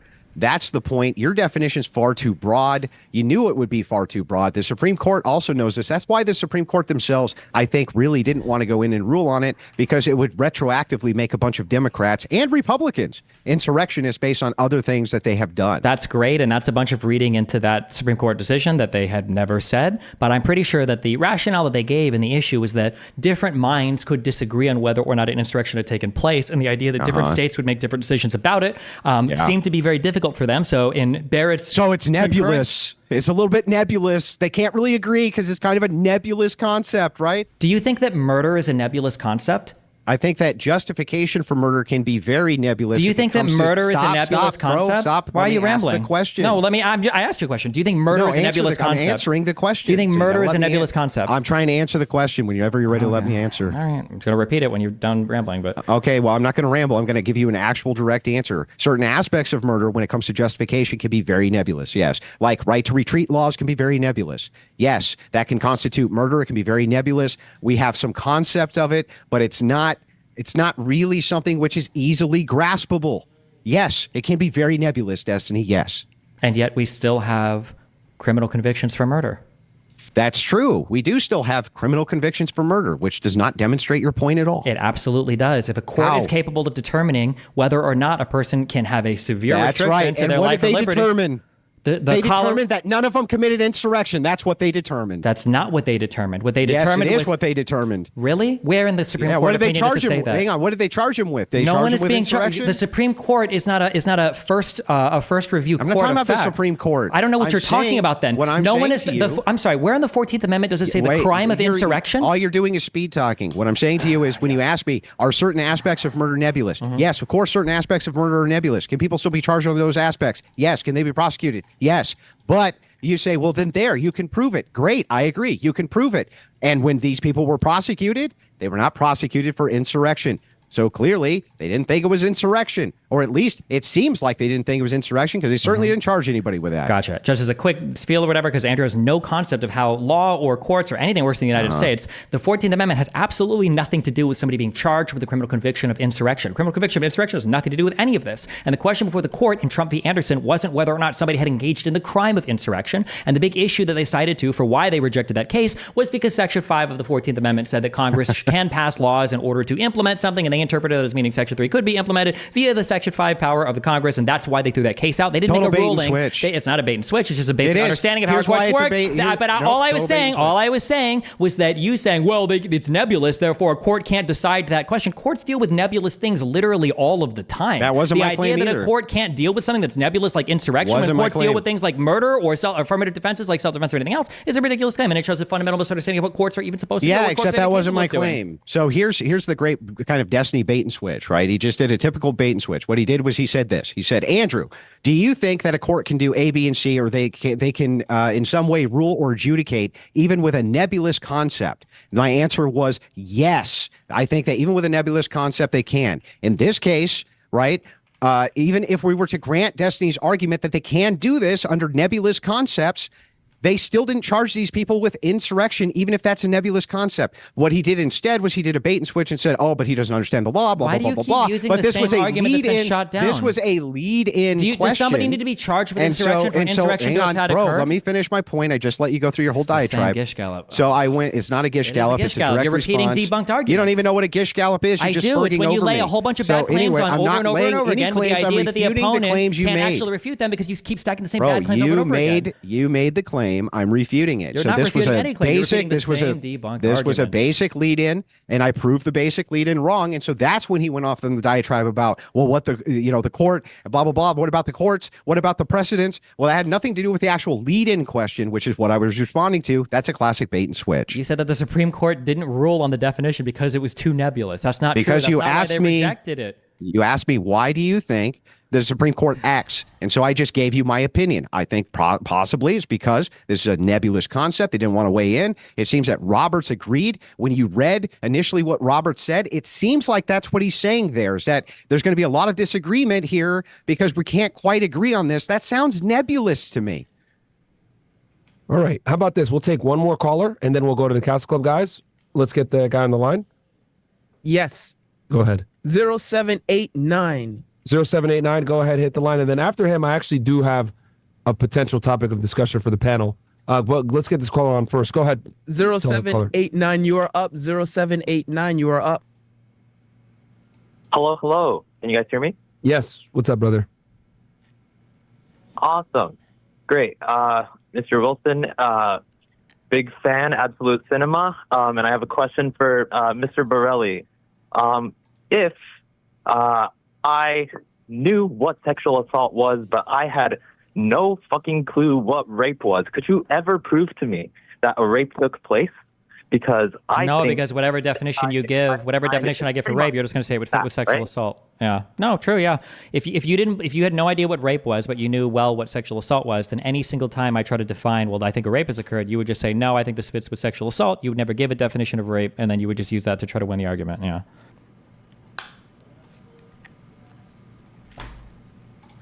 You left? I think you left. Okay. Yeah. All right. So we'll go ahead and start switching on over to the Castle Club members. I'll hit a couple of these hands, and then I do have something that I was going to bring up to the panel. Who's the first person on, Bills? All right, we're going to go ahead. And just for the guys on Castle Club that are waiting, we're not going to put you on camera because we're live on YouTube and all the platforms, so I want to protect your guys' identities. But we'll go ahead and get the first person in that had something, Bills. Do we have them ready? Yeah, locals only. Yeah, Castle Club. Yeah, same thing. Yeah. Oh no, not for the stream. Damn. That's what I was just confirming, bro. Yeah, no. I meant as in like it's fine. Go ahead. Just it's fine. We'll get these because they're still live on their platform, so it's cool. Okay. It's whatever. Yeah, Chief Rocker, go ahead, bro. Chief Rocker, going once, going twice. You don't hear? Yeah. Damn, guys, but I didn't want to get off YouTube. Fuck, guys, come on, man. It's fine. Who's up next? Hey, Myron, if you're gonna move this over to the Castle Club, let me kill the stream on this end, and then keep it up. You keep it up. That wasn't our intention to kill our stream on our end. Okay. To do that, yeah, just an error. But you guys keep your stuff going on. That's cool. Just where the Castle Club members can ask questions. Go ahead. Hey, so question for Anthony. Go ahead. Would you say this is an organized attempt by a group of people to defeat their government and take control of their country, usually by violence? No, I don't think for insurrection. I think that maybe that gets you to rebellion, but for an insurrection, it doesn't have to be an attempt to control the entire government. It could just be to contravene a certain procedure, official proceeding, or to resist the implementation of a particular law, to resist like the execution of a law. So not a violent attempt to take control of a government? Violence or intimidation of violence is a necessary element, yes, but not to control the entire government. Well, 3 out of 4 dictionaries define it as taking control of a government. And then there's a looser definition that is just an act of revolting against civil authority or established government. But that's just a loose definition. That's fine. But we have a Supreme Court and we have a legislative history that I would refer to in this country before looking at how a dictionary would define a particular thing. I don't think that at any time when you engage in statutory construction or legal review of a particular thing, do you just open the dictionary and read the dictionary definition? Yeah, but the definitions come from a general understanding. And since there was nothing legally pursued, then I don't think the legal definition applies here. The more it's just the definition of what we understand something to be. That's why I'm bringing this up. Well, even if you wanted to appeal to a dictionary definition, you'd be appealing to dictionary definitions at the time that insurrection was enshrined in constitutional amendment. That's what you'd be looking for. And then number 2, there were things that were declared insurrections, and there were people that were forgiven of like crimes of insurrection. So there is a legislative and there is a judicial history of understanding what that is. Okay, thank you. Yep. So, real quick. So this is what we're going to do. We're going to end the stream on our end. You guys stay like you are. We're going to continue running the show because you guys are live. We're going to come back on YouTube because we did not mean to end our stream on YouTube and Rumble. So we're going to restart it back up. Castle Club members, you guys are still going to go in and get your questions answered. We'll still be running everything. We're just going to end the stream on our end. But we're still going to be live on Zoom and everything else like that. So nothing really changes. We'll just fix some stuff on our back end. But let's get the next person on Castle Club. And I apologize about that, guys. I did not mean to end our YouTube stream at all. Or a Rumble. That was a mistake that we made on our side. So, okay. Who's the next person on Castle Club? Let's get them on. Or even we could go back to phone lines if we need to. Yeah. Oh, no. We got Castle Club. You got a Castle Club guy? All right, let him ask this thing while we restart the stream.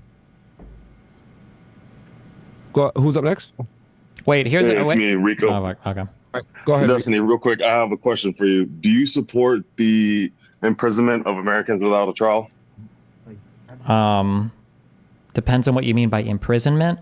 Like police officers are allowed to arrest you and hold you while you're pending a trial date. I think there's it's 60 or 90 days or something is your constitutional rights or whatever. I think that might vary from state to state, but in general, no, I'm opposed to people being held without trial. But there's also the Patriot Act and stuff as well. So I mean, it would depend on the circumstance. Okay. Tell them on Rumble. All right, that's good enough. In general, I don't think people should be held without trial. In general, I think that's probably not good. But I know there are specific circumstances where, pretrial stuff, you can be held for a while you're awaiting formal charges. And then for the Patriot Act, if there are matters of national security, they might be able to hold you without trial for some indefinite period. I'm not sure if that applies to citizens as well, but. All right, who's up next? Okay, Eric Richardson, go ahead. Hey, I got a question restart the for stream. Destiny. Can you hear me? Go ahead, brother. Go ahead. All right. So, Destiny, so if someone is protesting for or against a particular law that, would directly affect them, would you agree that a protest is a type of political fight? Yeah. A type of political fight, I guess. That's a pretty. Like they're fighting for their rights, right? I guess, sure. Yeah, you can protest things. Yeah. Okay, so if a fight doesn't necessarily need to be violent, why then do you attribute Trump's words prior to January 6th as calling for violence when he didn't directly incite violence in his language? I don't know if he directly incited violence. I think that's a fundamentally different question. I think that Donald Trump called people there on January 6th to protest the certification of the vote because he had led everybody to believe that that certification could be stopped either with Pence or with enough force applied, I guess. And as the insurrection was ongoing, Donald Trump was making calls to lawmakers to try to continue to encourage them to delay the certification of the vote.